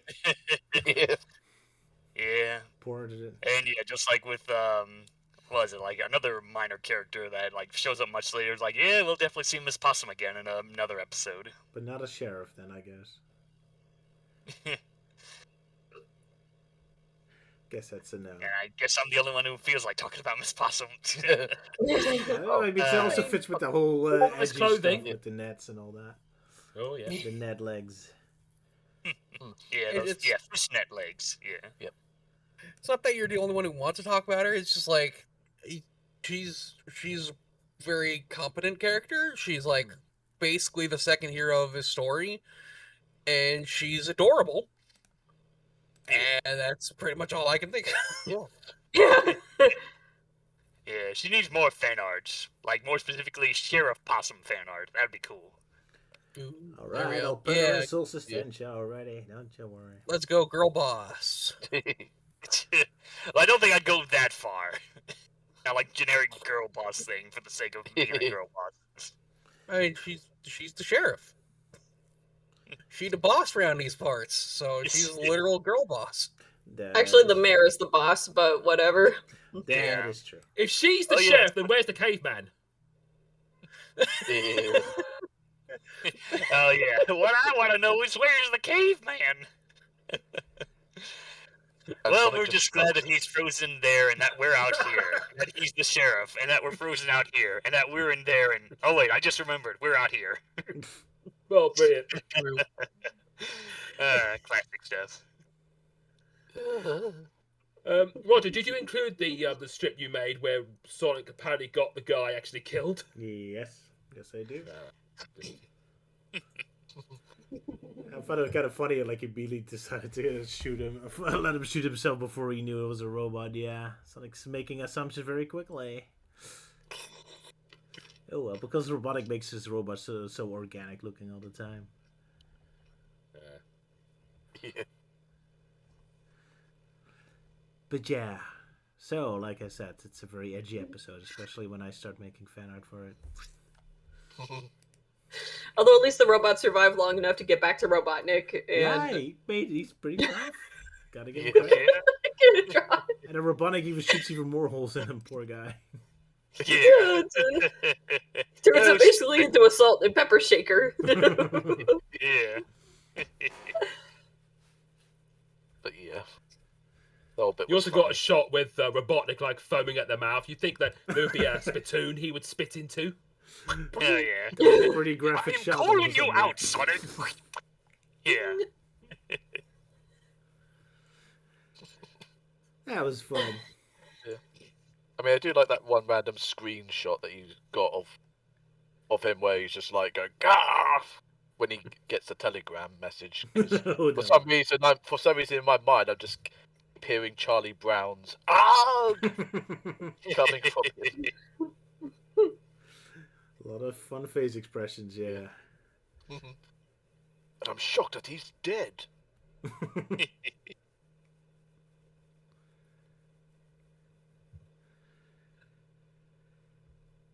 Right. Shall we move on to the Sonic comics? I suppose we should. We got a freaking 6-parter to talk about today. Yeah, quite the huge I mean, story with Captain Plunder. Jeez. Yeah. Yes, I'll be telling this this salty tale of this perilous pirate. This epic tale, yeah, quite a long one. All right. I was getting a bit concerned when you were saying something about taking Captain Plunder. It's like, what? Taking him where? Where are you taking him, Luke? I was meant to say telling this tale. Yeah, I know, but it's just how you stuttered and just said taking plunder. Taking his plunder, are you? Yeah, maybe. Anyway. Precious booty. Yeah, I think I might be. You dirty old man! Alright. Yeah, so, before I leave, I just want a few quick plug-ins of a few videos I posted, that being my second volume of YTP intros I made for the stream, which is called Robotnik Gets Cancelled on Blue Sky. And it's interesting because I get to feature a couple of additional jokes. In fact, some of them I wanted to include in certain intros, but I just couldn't do it for certain reasons. So there's that, and then of course there's the Archie Sonic's History of Tie-In Comics, where where we all get to talk about random stories advertising Sonic games during the Archie Sonic days. So yeah, go check that out and all that jazz. Yeah, I got criticised for my party when the guy telling me that I should get my tail cut off. Oh, okay, mate. I know, not everyone likes Monty Python, understand. Oh yeah, like some random guy had a bit of issue. Yeah, I don't know what's his deal. Alrighty. Alright, see you all next time. Yeah. Oh well. Toodaloo. Bye, Melty. See ya. Oh, Melty's leaving? Yeah. Especially because he just doesn't have much to say about the Fleetway Sonic. Our comic book guy goes away when we start talking about comic books. How dare he doesn't want to hear my pirate story. Yeah. Well, he's missing out. Yeah. Yeah. What an insult. Exactly. Sorry, So Luke. go on, Luke. You tell your epic tale of Captain Plunder and the Spice Maidens. Alright, so is everyone ready? Yes. All Ready. Then. All right. Get yourself a flagon of rum or a drink of your choosing and put on some pirate music, for this is the final tale of Captain Plunder and his crew. It is called Captain Plunder and the Spice Maidens. It is a dark night in the harbour of Scourge Bay, the home of the most ruthless pirates on the planet Mobius. They all want nothing more but the lust for treasure and the love of gold. Captain Plunder, his first mate Filch the ghost pirate, and Simpson the cat carrying a big club walk the harbour looking for unwitting people to recruit into their crew. Filch hears someone coming, so Simpson goes to hide as Plunder tries to work his charm on his potential crewman. He says that tomorrow he sets sail to find treasure and wants the lucky gentleman to join his crew and become rich beyond his wildest dreams. The sailor isn't buying it, but Plunder pulls out a treasure map that he claims to be in his family for generations, even though the ink is still wet. Then the sailor recognizes Captain Plunder and his crew, the biggest foul up on the 7 seas. Plunder gives a signal for Simpson to come out of hiding, looking like a demented ninja, and whacks Plunder on the noggin, messing up the whole operation. Plunder tells Simpson he is not going to make it as a pirate, as he is going to haul him, hang him from the yardarm, and flog him 40 lashes. In that order. However, Simpson's life is spared as the pirate queen Zorobel turns up. She's heard that Plunder is looking for people to join his crew, so she offers him her 5 daughters that he vaguely remembers. So they go off to fetch them. They happen to be at the toughest, roughest tavern in town, doing what they do best, causing a massive brawl. So a meeting was arranged at Zorobel's manor house. The butler lets Plunder and Filch in, and Zorobel is there presenting her 5 daughters, known as the Spice Maidens: cinnamon, nutmeg, coriander, pepper, and tarragon. If they weren't pirating, they might make a popular female pop group. Zorobel tells Plunder after shutting his trap that she has acquired a treasure map and her girls are going to join him on an epic treasure hunt. Plunder isn't too keen on the idea, as a pirate ship is no place for girls, and that women on board is bad luck for a pirate, unless you happen to be Anne Bonny or Mary Read. Pepper had enough of Plunder's tongue wagging, so she knocks him down. Zorobel tells him that with all the bad luck he's caused in the past, he's lucky he wasn't kicked out of the bay, and that he will take her daughters with him.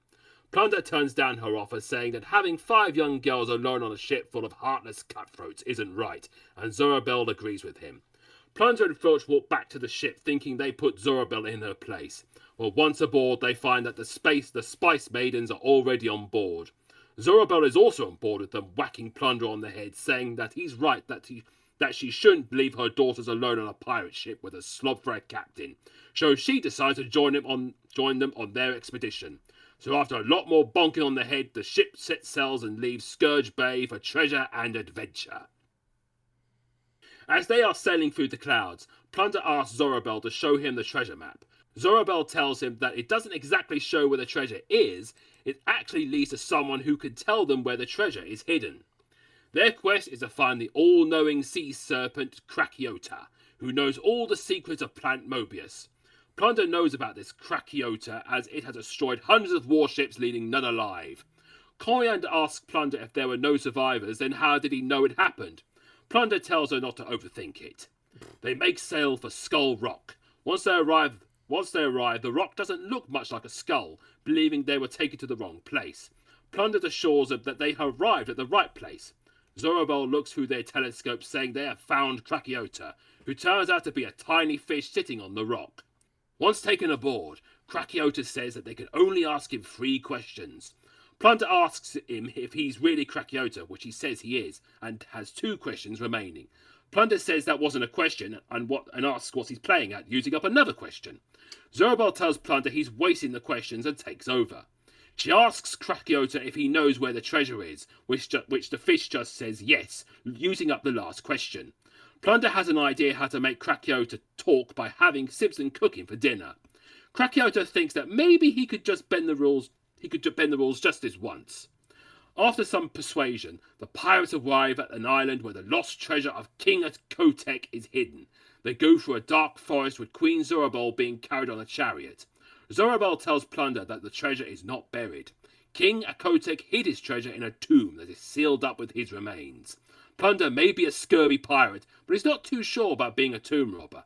But after being told that Kotek was one of the most wealthiest rulers in history, he wouldn't hurt to take a look. Filch tells Plunder why they have been brought along for this expedition when Zorobel has her 5 daughters to help her, and that he may know about King Kotek from a book he's read. Plunder thinks something is fishy too, and tells Filch to go back to the ship to see what he can find about a Kotek. Cinnamon asks where Filch is going, and Plunder says that he's going back to the ship as, being a ghost, he can't carry the treasure. Simpson finds a set of stairs leading down into the tomb. Plunder says that it might be riddled with booby traps, so someone has to go down there to check. The pirate nominates Simpson to volunteer, so he kicks him down the stairs, setting the traps off. Simpson walks back up, screaming in pain and riddled with arrows. The pirates ignore Simpson, as they don't care that he's faking it, and walk down the steps. Arriving at the door to the tomb, they find that the seal is unbroken, and that the tomb has never been opened, meaning the treasure is still inside. Cinnamon offers Plunder a mallet, giving him the honour of breaking the seal and opening the door. After smashing the seal, Filch rushes in, telling his captain not to break the seal, but it was too late. As the Spice Maidens open the door, Filch tells Plunder he has information about Akotek's tomb. They go in, and Akotek's treasure of gold, jewels and riches are all there in one piece. Filch tells Plunder that the reason Zorobel wanted Plunder to come along with them was so that he can be the one who breaks the seal. And whoever breaks the seal is cursed for all eternity. Plunder doesn't believe in curses, but as the giant golden statue of Akotek comes to life, telling the pirates to suffer his wrath for violating his tomb, he could be wrong. Plunder pleads with Akotek that it was a big misunderstanding, but as he was the one who broke the seal to the tomb, the giant statue curses the pirate to suffer misfortune and calamity for all eternity, and then it becomes a regular statue again. Zorobel tells her daughters to load up the treasure. Filch calls her out that she knows about the curse and got Plunder to break the seal for her. Zorobel knew that he was the stupidest pirate on Mobius to do it. As they leave the tomb with their ill-gotten gains, Plunder asks Phil what kind of curse is receiving calamity and misfortune anyway. The ghost pirate tells his captain that he is forever cursed with bad luck. Plunder asks how his luck can get any worse. He soon gets an answer, as when climbing the steps, he slips on a loose corner and tumbles all the way back down. He then gets his head stuck in a jar, but he loosens it and throws it against the ceiling. This makes the tomb collapse around the pirates. Filch is okay as he can't be harmed as a ghost, but Plunder has to make a run for it. He stumbles into some axes that fall on him. Filch exclaims that the curse has taken effect and that it took half of Plunder's hat off. Back on board the Sea Serpent, Captain Plunder is nursing his bandaged wounds, but Zorobel doesn't want an unlucky pirate on the ship, and his curse could spread to the entire crew. So Plunder is put in a small boat that's tied to the stern of the ship with a very long rope. Plunder reckons that out of the open sea he is far away from anything dangerous, and decides to put his feet up and relax, not knowing that the giant hungry shark has emerged behind him. Meanwhile, another pirate vessel is trailing behind them. Captain Tiberius has been hunting Plunder for a very long time, but can't get a lock on his signal due to his ship's security shield. His crewmate assures him that Plunder's luck will run out. Tiberius wants revenge for Plunder's betrayal when they served under Blackbeak. Meanwhile, after his nasty encounter with the shark, Plunder is taken back on board as Zorobel wants him to choose one of two identical treasure chests. One of the chests contains his share of the loot. The other contains nothing. Zorobel knows that as he is cursed with bad luck, there is no way he can choose the right chest. But surprise, surprise, he has chosen the right chest containing his share of the treasure. Plunder thinks that his luck might be changing. Plunder drops Zorobel and the Spice Maidens off back at Scourge Bay and sets sails for the high seas once again. The pirate carries the chest on board, telling everyone he's got the treasure and that the curse might have worn off. However, his wheeled peg leg falls through a loose floorboard. This makes Plunder go backwards towards the railing, but stopped. Plunder says if he was still cursed, he would have fallen over the side. But then the railing breaks and Plunder falls over. He catches on holding the treasure chest, but then the lid opens and all the treasure starts spilling out. The spilt treasure disrupted the energy shield, but Plunder doesn't care anymore, as his luck can't get any worse. But then Tiberius' ship turns up, dwarfing the pirate vessel. And so this ends the sad tale of Captain Plunder. Cursed with bad luck, his treasure lost at the bottom of the ocean, his ship destroyed, and he and his crew are stranded and marooned on a small island. Plunder says that any more bad luck and he will crack as a coconut falls off a tree above him. What captain? Yes, because that was the final story of Captain Plunder. Ah, what a way to end it. Man, it took me way too long to even realize it was a joke on the Spice Girls. Like, oh. Yeah, I didn't realize that too, but then I saw a fan art picture of Sonic characters as the Spice Girls, and there's a text saying, "Oh, have you checked out the Spice Maidens?" And I was like, "Oh, now I get it," because it's a British comic set in the late 90s. Now I understand, because I was already confused why there's 5 Spice Maidens since they barely do anything in the story. But it's Yeah, they hardly did anything because it was called the Spice Maidens, but they did sod all. Yeah. It's just for the joke. Oh well, I'm not surprised with you British people. I mean, one of them is called Ginger. I just like how she just has this permanent dirt face. Yep. And also, each story just ends with them at one place, and then it cuts to another place. Like the one story just Plunder having a shark behind him, and then the next story he's back on the ship. Yeah, that was a bit confusing indeed. Guess they didn't know how to deal with that. Oh well. I mean, I guess it makes sense they let him back on again after his boat was eaten. Yeah. Guess the Spice Maidens had mercy on him. Euan, you had something to say? Well, I didn't realise I left my mic on mute for quite a bit. Would you kind of explain why everyone was talking over me? Oh, were you talking? Oh, sorry, man. Well, not huge amounts, but I mean, even back then, I was like quite surprised, obviously. They were more disrespectful towards you than usual. Yeah. No, just basically with how some of you lot weren't fully aware, like the Spice Maidens were a reference to the Spice Girls. Yeah, you immediately got it. Yeah, considering the fact I saw Spice Maidens and then I just saw the caricature versions of the Spice Girls. I was like, so basically they're doing another sort of like reference because they were the big hit at the time. Yeah, because I remembered Spice Fever back in the late 90s. Mm-hmm. But indeed, in the end, they barely matter. Except only their old lady mother does anything. They're just standing in the background. What a shame. Their designs are pretty cool. Yeah. And of course, also the random sort of like a butler character, which every time I keep seeing him, I'm just imagining him sounding like Lurch from the original like Addams Family or something like that.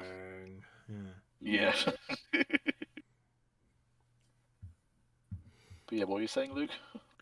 I was saying there was one of the bits I liked was when where Plunder kicks Simpson down the stairs to set off the booby traps, because it's like something you get in let's say you're playing Dungeons and Dragons and you're in a corridor or you see a set of stairs, like there's nothing there, but there might be booby traps. So you might send like someone with the highest defense or someone on dead through to set them off. And of course you got the bit with the fish that you will only ask me 3 questions, and of course they bossed that up because like they did like in The Simpsons where Homer meets the head of the Quickie Mart and he goes like, "Oh, you hear the head of the Quickie Mart?" And says, "Yes." He goes, "Really? Yes. You? Yes." And he just used them up. It was also done in the Dungeons and Dragons movie where the main character has to speak to this corpse, and the guy like, "You only have 5 questions," and he just messed them up. Only talk when I talk to you, okay? Okay. Shit. Why did you say okay at the end? I didn't. False dead. Classic jokes. Yeah, and also I kind of felt a bit sorry for Plunder because he kind of went through a lot of stuff during this story. Yeah. Got the short end of the straw and basically being cursed with bad luck to the point like he even never appeared again. Yeah. After this, so that was his like ultimate bad luck. Yeah, but like the comic group forgot about him completely. Yeah, but I did like that he reappeared in Sonic the Comic Online with apparently Cream the Rabbit. Oh, okay. Not even with Maureen the Raccoon. That's a better team up. I think she was there. It's been a while since I read it. Maureen and Plunder, that'd be a team. Even better than Shadow. Yeah. And also I like the bit at the beginning where Simpson comes out like dressed up some kind of like weird looking samurai and bashes Plunder on the head. Some great designs here. Yeah, art is amazing. Oh yeah, especially like the shots of the ship and all that. I love the painted backgrounds too. Yeah, great colors. Yeah. Oh yeah, and also when Zorobel presents the map, if you look very closely, you get like little references like Elson's Island, Kitchen Cove, and Stranger's Strait, I think. Here be monsters.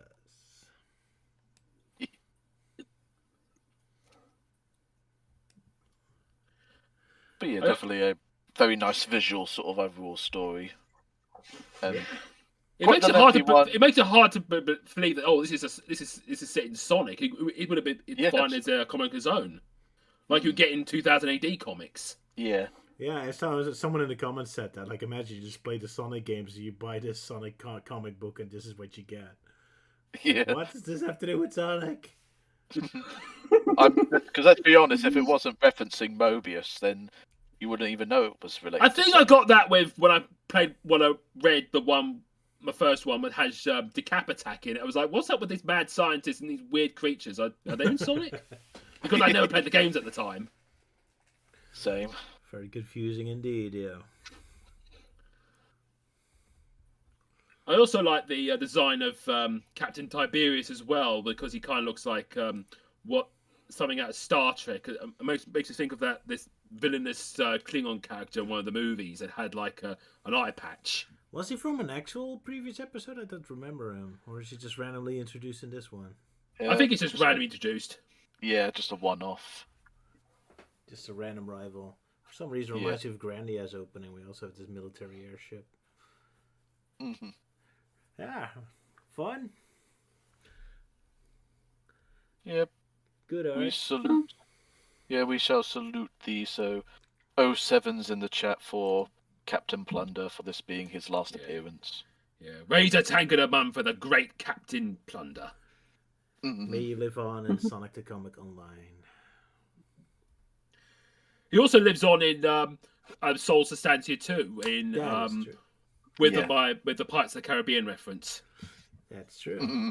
Thanks to you. You requested it specifically. Yeah. Yep. The little Easter egg. If you're lucky enough to go down that particular route. Pretty hidden, yeah. Alrighty. Anything else left to say about Plunder's Finals epic story? Awesome backgrounds. Cute designs for the Spice Girls, Spice Men's. Yeah. But yeah. Then we move on to Deception. Dun, dun, dun. Who's the one suffering the synopsis for this one? That'll be me, since it's obviously just a quickie. All right. By comparison to poor Luke, who had to do like a 6-parter of 5 pages. Yeah, Luke quite at the epic tale. Jeez. Well, look, hope you had enough water. No, it's fine. I just wanted to do like show off my storytelling skills. Yeah, yeah, I got the flex your muscles. Yeah, your storytelling muscles. But Euan doesn't. He just has a mini story. Now, if he ever does story time with kids, he'll just do like 1 page and go, well, "Okay, kids, I'm off." Yeah. If you want to find out more, children, you're gonna have to read the rest of it yourself. Yes, good day. He just touches his watch. Yeah, I'm up. I'm out. Right, Euan, tell us all about Amy and Techno in Canada. Okay, so the story is called Deception. Our story takes place over at the Rocky Valley Zone, where Amy Rose and Techno the Canary are having a day off by going on a hike, enjoying the peaceful nature away from killer robots and creepy villains. However, they spoke too soon as they come across a crashed UFO by a cave, where they are then getting shot at by aliens, forcing them to take cover. Amy finds something weird about all this and wants to know what's in the cave that the aliens are trying to keep them away from. Though Techno sets up a machine she was going to use for rock samples, being a boring machine, which Amy responds with it looking rather dull before the Canary explains that it's to bore through rock, as she turns it on, creating a tunnel to get into the cave. Soon the duo make it into the cave, where Amy spots blueprints to building a life-size model of a UFO from paper mache. Though Techno spots something more interesting, a chest full of gold. With her with her commenting why aliens need gold jewelry, when the two aliens suddenly appear pointing their laser guns at them, with them where they say they don't intend on wearing it. With Amy noticing their accents asking if they're local aliens. With this, the aliens take off their masks to reveal themselves to be two Mobian dogs, being annoyed like they sussed out their secret. Techno tells Amy to use her crossbow, but mentions she left it back at the base, being her day off and all. While Amy mocks them for the fancy dress, Tone the bulldog says it's all part of their master plan, where Sid the bearded collie continued that they were both losers until they discovered the ancient treasure. Techno asks if they plan on sharing it with the people of the zone, but they aren't intending on doing that, as they plan to sell it off the gold bit by bit so no one gets suspicious. They are smug about how smart they are, until Amy points out that they can't tell the difference between fool's gold and the real stuff, saying it's fake as it was left over prop from a film that was being made in the cave, as it was in the newspapers. The two dogs are surprised and shocked by this, but then immediately start blaming each other for it, being it's the other person's fault for not knowing that it was fake. The two get into a scuffle where a shot of the laser pistol hits the roof of the cave, causing a cave-in, with everyone fleeing to safety. With the cave having everything in there buried under tons of rock, the two dogs leave. Amy then inquires to Techno if she's got another boring machine to dig out the treasure to share it with the locals. Techno questions that Amy said it was fake, for the pink hedgehog to respond that she fooled them into believing that it was fake, as they aren't the only ones who can play tricks, with Techno saying Amy is a treasure. Ah, you and your endless puns, you British people. Yeah, and also just adding onto that small little thing, like Techno has a small thing for Amy. Ah, how adorable. It's just how she says it, though. You're a treasure, just for the pun. I did like the I just Go ahead. just love the image below it, like in speed lines, when you got like a really silly looking Sonic. Oh yeah, that. Oh yeah, because you're looking at the comic itself. Sonic? What? Well, if you go to speed lines, you just got this plushie of Sonic with weird things on his face. I didn't prepare that one. I have to look for it. Moment. Which issue was this? 105? Yep. Also, I'm going to reset the audio for a moment. Just a bit. Okay. Moment. Sorry for the inconvenience. And I'm back. Welcome back. Alright, I'll look for speed lines. Meanwhile, anyone else has something to say about Amy and Techno's little romantic hike? Well, it's not. It's nice they were like working together and all that, and also I just can't believe that the Churchill dog has turned to a life of crime. I guess so. Oh, yeah, yes. I was referencing the old Churchill car insurance advert, where his catchphrase is like, "Oh yes, oh yes." So many hidden British pop culture references that none of us get. You sure love your references and puns, don't you? Andy Pritchard's art is really lovely, especially in the first panel, and really interesting use of shading as well. Mm-hmm. Very nice artwork, yeah. Yeah, because he always seems to do that. Has that sort of thing of where he makes the characters all sort of like, almost like round and like textures feeling a bit soft, sort of thing. Something to it, yeah. And as usual, the dogs are a little too realistic. It's always a typical thing with Fleetway. And the background characters are always a little bit too detailed for their own good. Yep. Yeah, not sure if there's some sort of like thing going on around where, like Fleetway couldn't create their own Sonic-inspired looking characters, so they just had to use actual realistic-looking animals. I mean, it does make it look like something out of a Rupert comic or something. Yeah, like Sonic, like Amy and Techno just happened to wander into a Rupert the Bear story. Yeah, pretty much. Like they wandered to Nutwood. They wanted to Nutwood.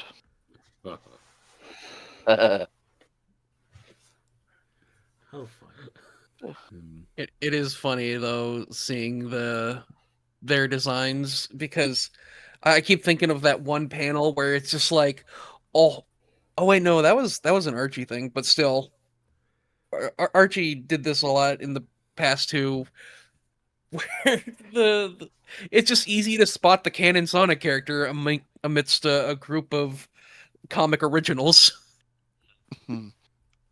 Yeah, that is true. Because I'm just thinking about there was that group that Melty told us about, and it's just funny seeing them all together and then just Knack the Weasel in there, just looking completely different from everyone. It's also an anime trope where you got like a group of school kids, and you could easily tell the main antagonist by how stupid their hair looks. Yeah. Spot the protagonist. In this case, it's Spot the canon Sonic character. Yeah, but this really remains a thing with Sonic, right? That all the civilian characters, not main characters, always have an odd design. Either they're all humans, or they're too realistic, or they're too goofy. It's almost like every single series is guilty of this, except for IDW, I guess. That's finally the moment they figure it out. It's like, oh yeah, maybe everyone should kind of look like a Sonic-type character. Yeah, but then they take it too far in that direction, and there's no more humans. That's true. Sonic world building. What a challenge. Indeed. Only us fan artists do it right. Muhaha. Why don't they hire us instead? Well, they technically are hiring fan artists. Don't True. hire me, I'm too incompetent. But yeah, fun little story. Cute. Yeah. I also liked how we got Amy like using a British slang word like donut. Like, you donut. Yeah. Those are fun insults, yeah. I like it.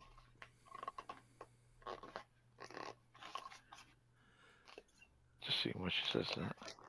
The final panel, she says it. It's the only way we could get rid of those donuts. Oh, yeah. I was just struggling to find it because... You can imagine like a foreign person reading this and, oh, they had donuts with them? I didn't understand. I didn't know it was like a slang, but I figured out it was an insult because it sounds funny. Those donuts. I mean, there's the word "not" in it, so it already sounds like it's clearly an insult. Those nuts. I remember Gordon Ramsay recently made a video where he explained why he calls people donut, and I don't remember something about not having any filling or something. I don't know. Donuts can have filling? How dare you? Yeah, they can, yeah, but when you think of a donut, you typically think of the ring donut. That's true, but you also think of the Homer Simpson donut with the pink stuff on it and the sprinkles and all that. Yeah, but that's still got a hole in the middle. That's true. Oh, that kind of filling. Oh, I thought it meant you can never have cream or jam in it or something. I hear weird sound effects from someone. Euan? No, that wasn't me this time. Okay. Cause even I was stunned. I was like, who's doing all that crackling? And now I'm just looking towards Elise. Busted. Typewriter. Sorry.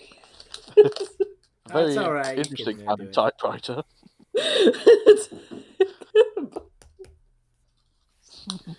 Sorry. It's all right. We were just surprised. It's all. I'm hearing all these crackling noises. Sorry. Yeah. I didn't realize my microphone was that sensitive.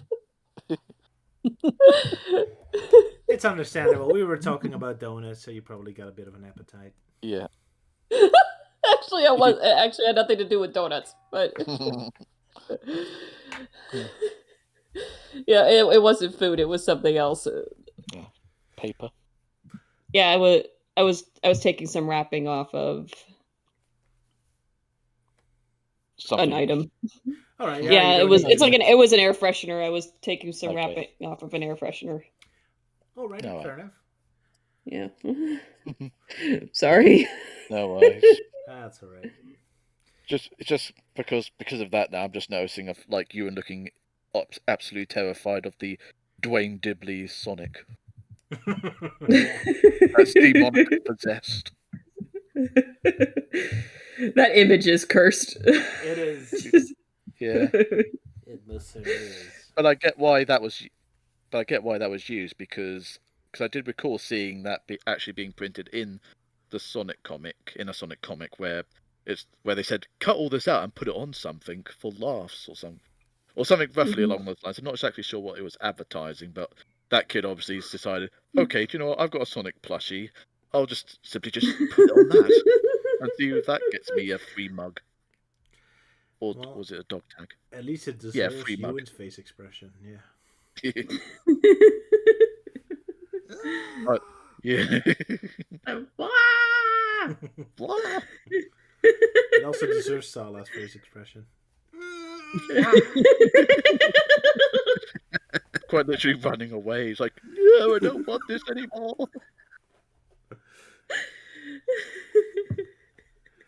Exactly. Also, Elise is like, have no fear, you two. I am here. I shall stop him with my big muscles.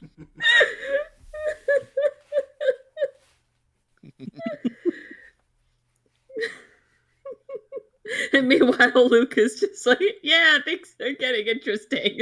Yeah.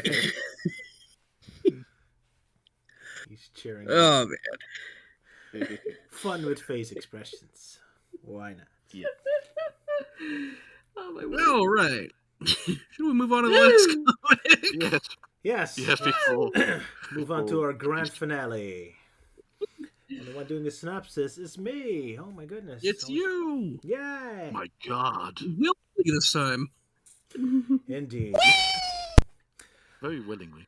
All right. Sonic's World. Out of Work Hero. One wonderful Sunday afternoon, the staff at Sonic the Comic realized that they made every single British pop culture reference imaginable, except for any that non-British people understand. Feeling sorry for Melty, Salah, Elise, and Roger, they do a parody of Loch Ness, so that even we finally understand the joke for once. In Loch Lava, Amy, Johnny, and Techno of the Freedom Fighters, and Michelangelo of the Teenage Mutant Ninja Turtles, investigate the monster of Loch Lava. It ends up being their old buddy, Short-Fused the Cybernick, encased in lava stone. Months ago, when Sonic and friends fired off the electromagnetic pulse to wipe out all of Robotnik's badniks, Cybernick happened to be flying over a pool of lava and immediately crashed in. After reenacting Markiplier's Iron Lung for a while, floating around in red thick liquids locked in a tiny metal frame, he managed to climb out of the lake of lava just to have the magma cool down and turn him into stone. And of course, no one of the Freedom Fighters considered Cybernick's fate after killing all badniks, because they all hate him. This predicament has miffled Cybernick's mood a tad bit, not helped when he hears that Robotnik has been defeated for good during his absence. He wanted personal vengeance on Robotnik, and now that's been taken away from him. Of course, they don't know that the good doctor has survived by being contractually obliged to appear in Sega-mandated adaptations of the recently released games, Sonic 3D Blast in this case, as shown elsewhere in this issue and discussed on our previous Dissected Alive. Regardless, Amy tries to cheer up Cybernick by having a hearty chuckle about his month-long entrapment in the hot bath. Alas, mocking his suffering doesn't cheer him up, and Cybernick flies off trying to find new work to do. Alas, he's too clumsy to sell glass, too overpowered to cook hamburgers, and too impatient to film commercials. So he ends up giving up.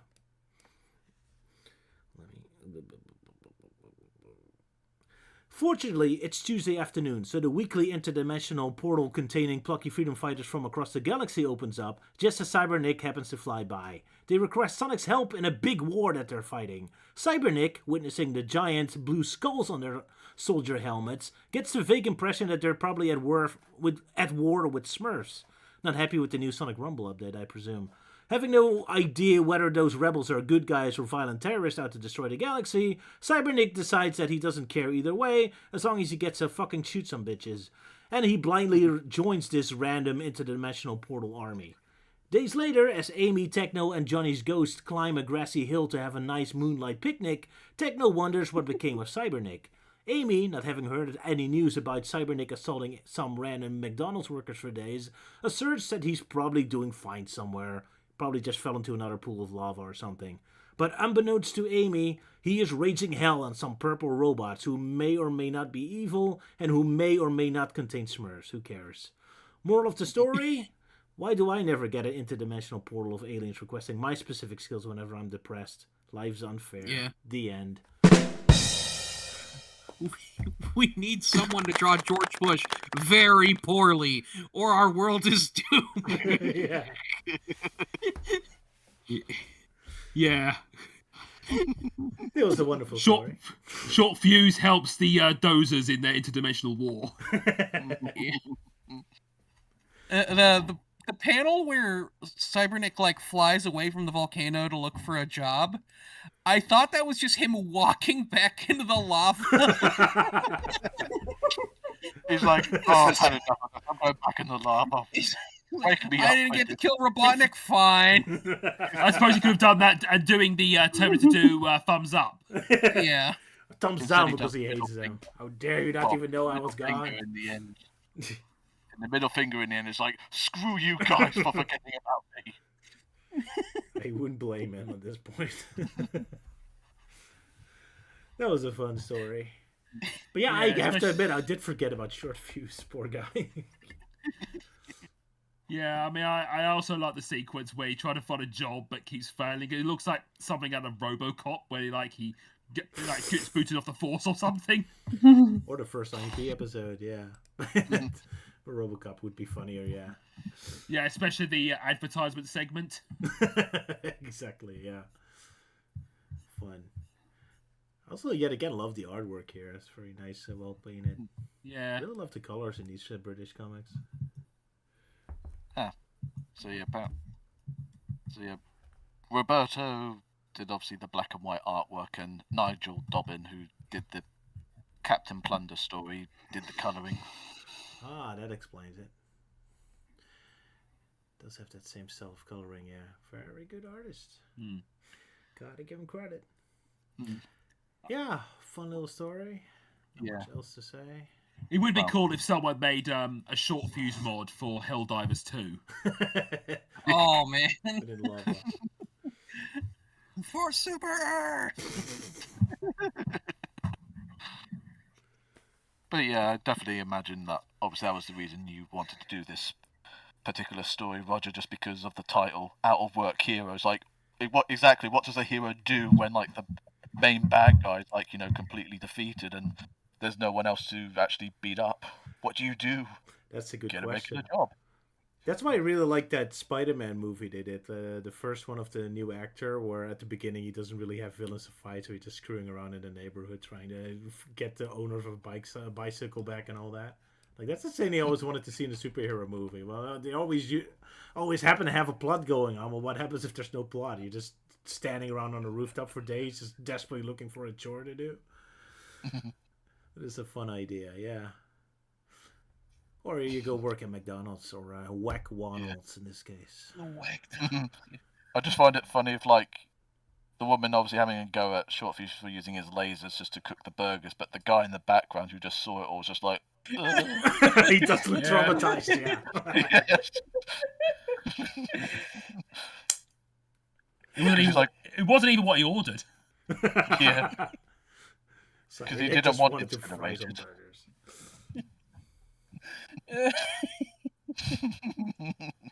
He's never going to sleep soundly ever again. Yeah. Norris, the commercial director. Poor guy. Oof. I like the trope of replacing the McDonald's M with a W just universally in parodies. Yeah. Yeah. Just leaves you wondering what the W is supposed to mean in this particular world. That's a good question. I have no idea. Wacky burgers, I guess, or something. Yeah. Wongle. But I did like Roger's joke about Amy Techno and the ghost of Johnny. Yeah, clearly it's a perspective thing, but yeah, he does look very faded away in the background. Almost like dead yet. Yeah. Yet. It's just because it's almost like, are they forgetting about me? Remember me quickly before I fade completely. Poor Johnny. That's kind of feel tacked on in the last few comics. Yeah, been a while since he had to do something. Yeah. Poor Because guy. they've obviously got to have the cool rabbit dude being there, but even though at this point he's got nothing else to do. Just standing around and just put his hands in his pocket, being like, "Yeah, I'm here. Do you want me to say anything in particular? We'll just give you a few lines just to say, and then we'll give you a paycheck afterwards." Well, at least he has more of a presence than the orange salamander guy, or Michelangelo in my joke, I guess. I also do like how Amy is one of the only characters that consistently changes her clothes. Like in the beginning, you see her wearing a shirt with a smiley face, and at the end, she's wearing a different shirt with an ank on it. It's kind of interesting. On one hand, you think like, oh, it's a joke because she's a girl, so she's more into fashion, but she does usually have like very nerdy clothes instead of very fashionable ones. But yeah, and also it kind of defeats the trope of like characters wearing the same clothes every day. Yeah. Even though everyone else is still technically wearing the same clothes except Amy. Yeah. Amy's the only one. Yeah. Yep. She's breaking the trope. She has an actual wardrobe. Yeah. And everyone's jealous. Probably.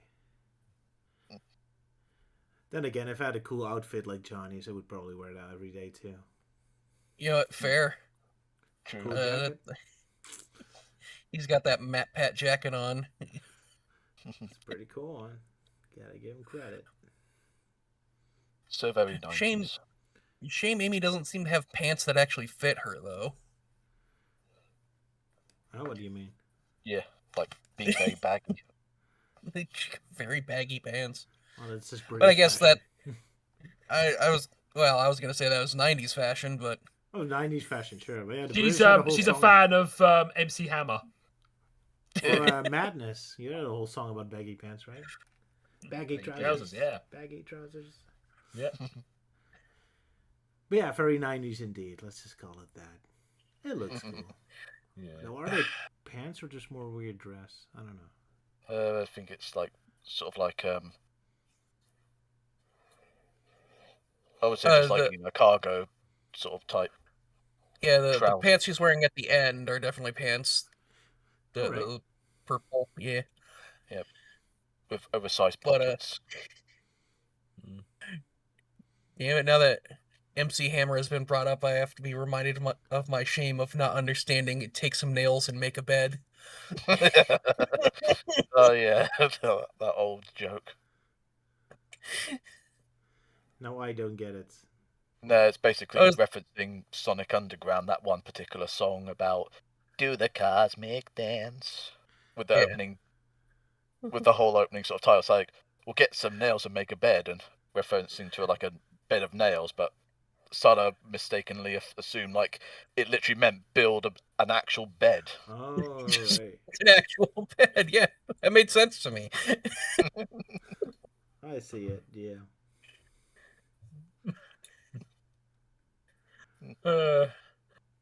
And also you got the joke where the director was like, "Oh, you need to do it again, but with more oomph," and the short fuse just lobs the can at him, and one that goes, "Oh yeah, that has oomph." I bet they weren't filming. Yep, nailed it. Cut, print out. We'll use that.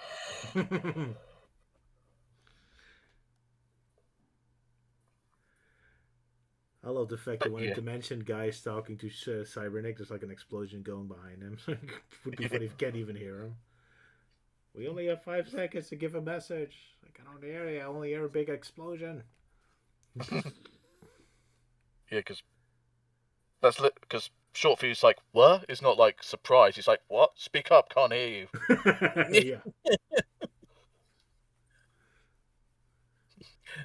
I have super robotic hearing, and I still can't make out what you're saying. Exactly.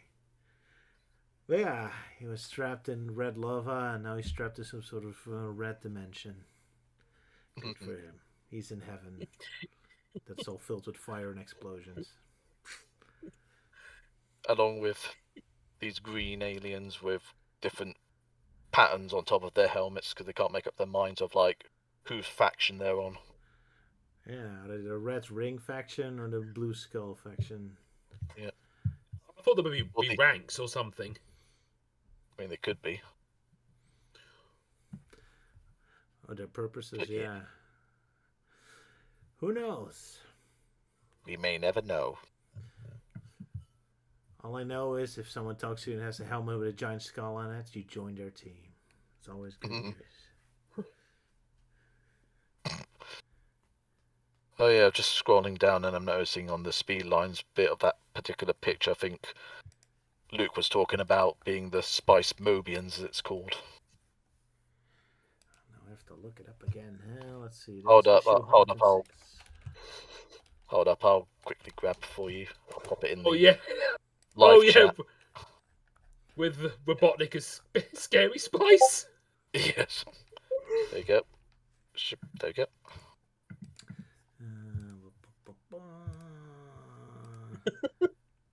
Wow. Speak of the Spice Girls, welcome back to the 90s, everyone. Jeez. And one thing I'm just kind of concerned by is Robotnik completely topless.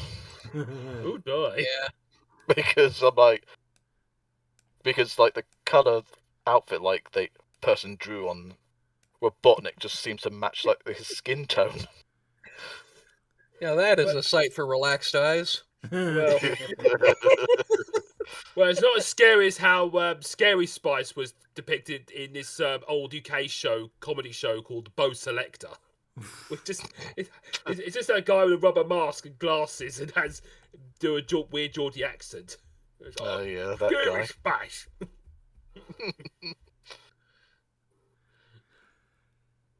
Beautiful. But yeah, we always enjoy mocking old art from people from the past. Unlikely they're going to be watching our stuff, but I mean, good effort, but unfortunately you get a laugh from us. Poor children. We're making fun of children. Oh well. Not that Tails looks absolutely horrific. Yes. Yeah, almost possessed. Because the problem with making Knuckles a female is that he immediately starts looking like Laura Sue or one of the other echidnas. Good thing Melting Man isn't here, or he would be yelling at me right now. Yeah. If he watches the rest of the stream, he's going to be yelling at you later. Yes, he will. Oh my goodness. But hey, at least he gets to enjoy Luke's epic storytelling. Yeah. And hire him to do future readings of Archie. Yeah, when we eventually get there. We finally finish with Fleetway. Yep. We definitely will get to Archie. I mean, because again, we don't hate it, though. I think we just find it a little daunting. Yes, Just the amount of issues there are, because it's like, well, Fleetway's got 186. Well, that's nothing. Compared to, Archie, that's got almost 300 issues. I mean, even with it's like the One Piece of Sonic. Yeah. Yeah. I mean, even Fleetway is quite the daunting test to get through. We're still far from done. Oh well. But yeah, my brain is slowly turning off, so I guess it's about time to wrap things up. Yeah, because every time your brain's about to, turn to mush, it's obviously that time to finish up. I guess so. Anyone else has something to say? Well, small reminder to check out Melty's YTP compilation video, as well as the Archie Sonic history of tie-in comics, which of course has all but one of the Dissected crew basically giving their own opinions on their particularly favourite story. Yeah, that got missed out. Well, it's my fault though, because I'm just taking too long just to get the E100 done. Because if I had it done in time, then maybe I would have joined in. But I punished myself by saying no, I better not. Otherwise, I might take ages just to get through this one as well. And Melty was just we'll just find any excuse just to not have me in anything because I just take too long to get round to anything. Oh well. But still love you, Melty. Still love you, Melty. Yes, indeed. Go watch Archie Sonic's history on tie-in books for that. Yeah, like I said before, I'm thinking about not doing a regular stream next time, but I'm doing like a scripted Dissected about the Chaotic Case file, but I have to discuss it still with my teammates, of course. See how that goes. Yeah, I'm in. All right. Same.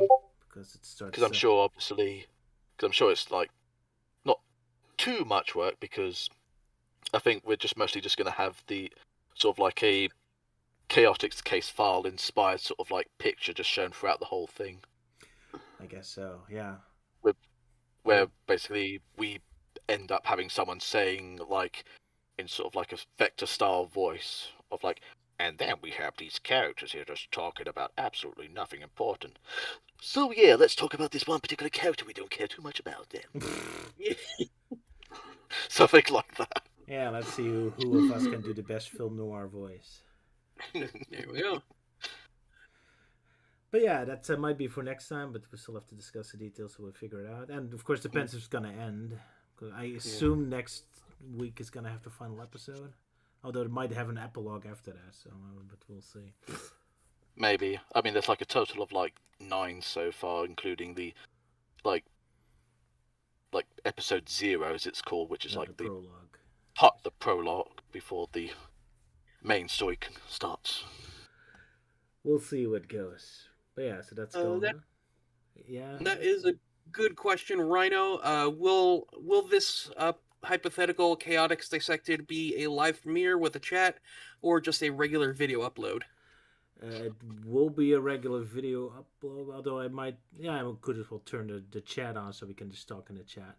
But it's not going to be live recorded like now. Yeah, it'll just be like just a premiere sort of thing that they normally do on YouTube when they announce something. Yeah, so probably like a Nintendo Direct. Pretty much, yes. But I am intending to make it an actual proper Dissect. It's about time I'll resurrect the format again. I'm working on it. But yeah, it's worthy. All right. Anyone else has something to plug before we leave? Good.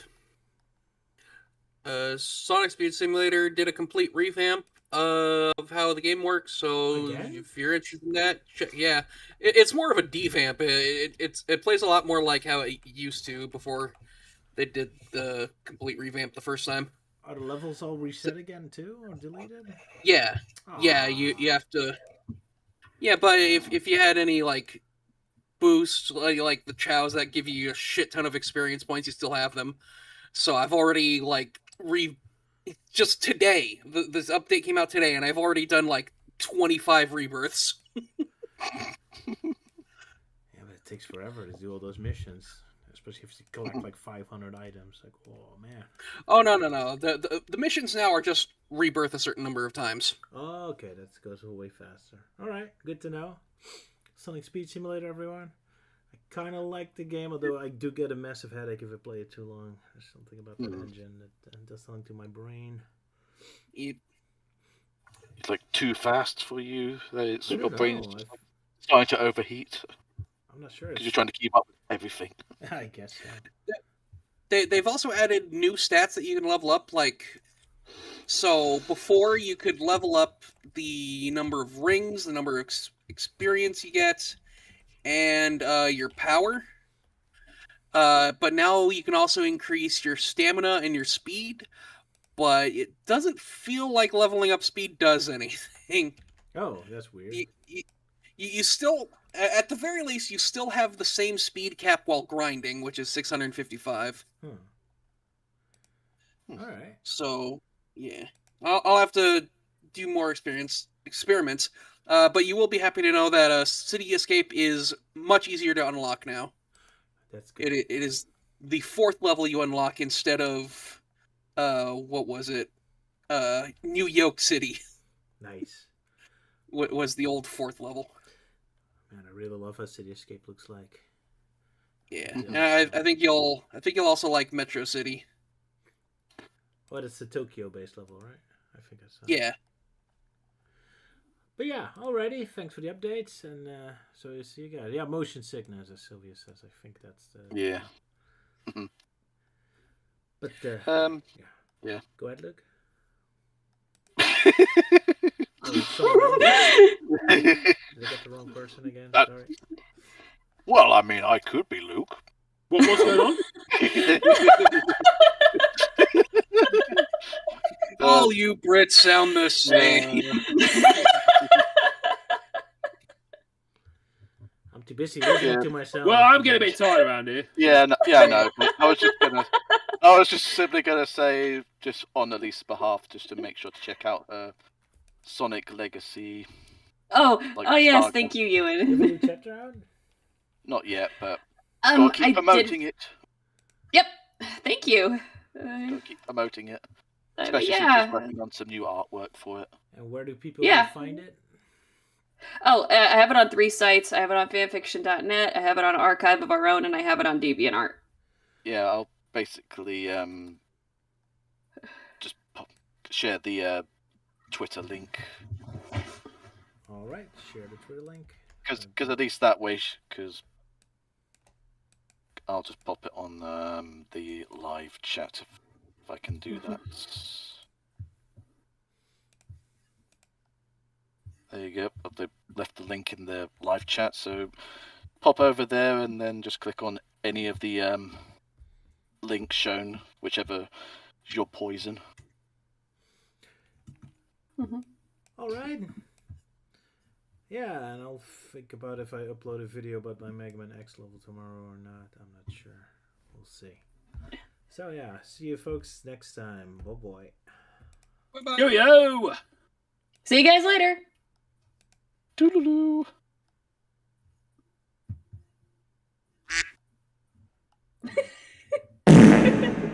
Stop it. That was one very Drop the critters! You guys are gonna kill me.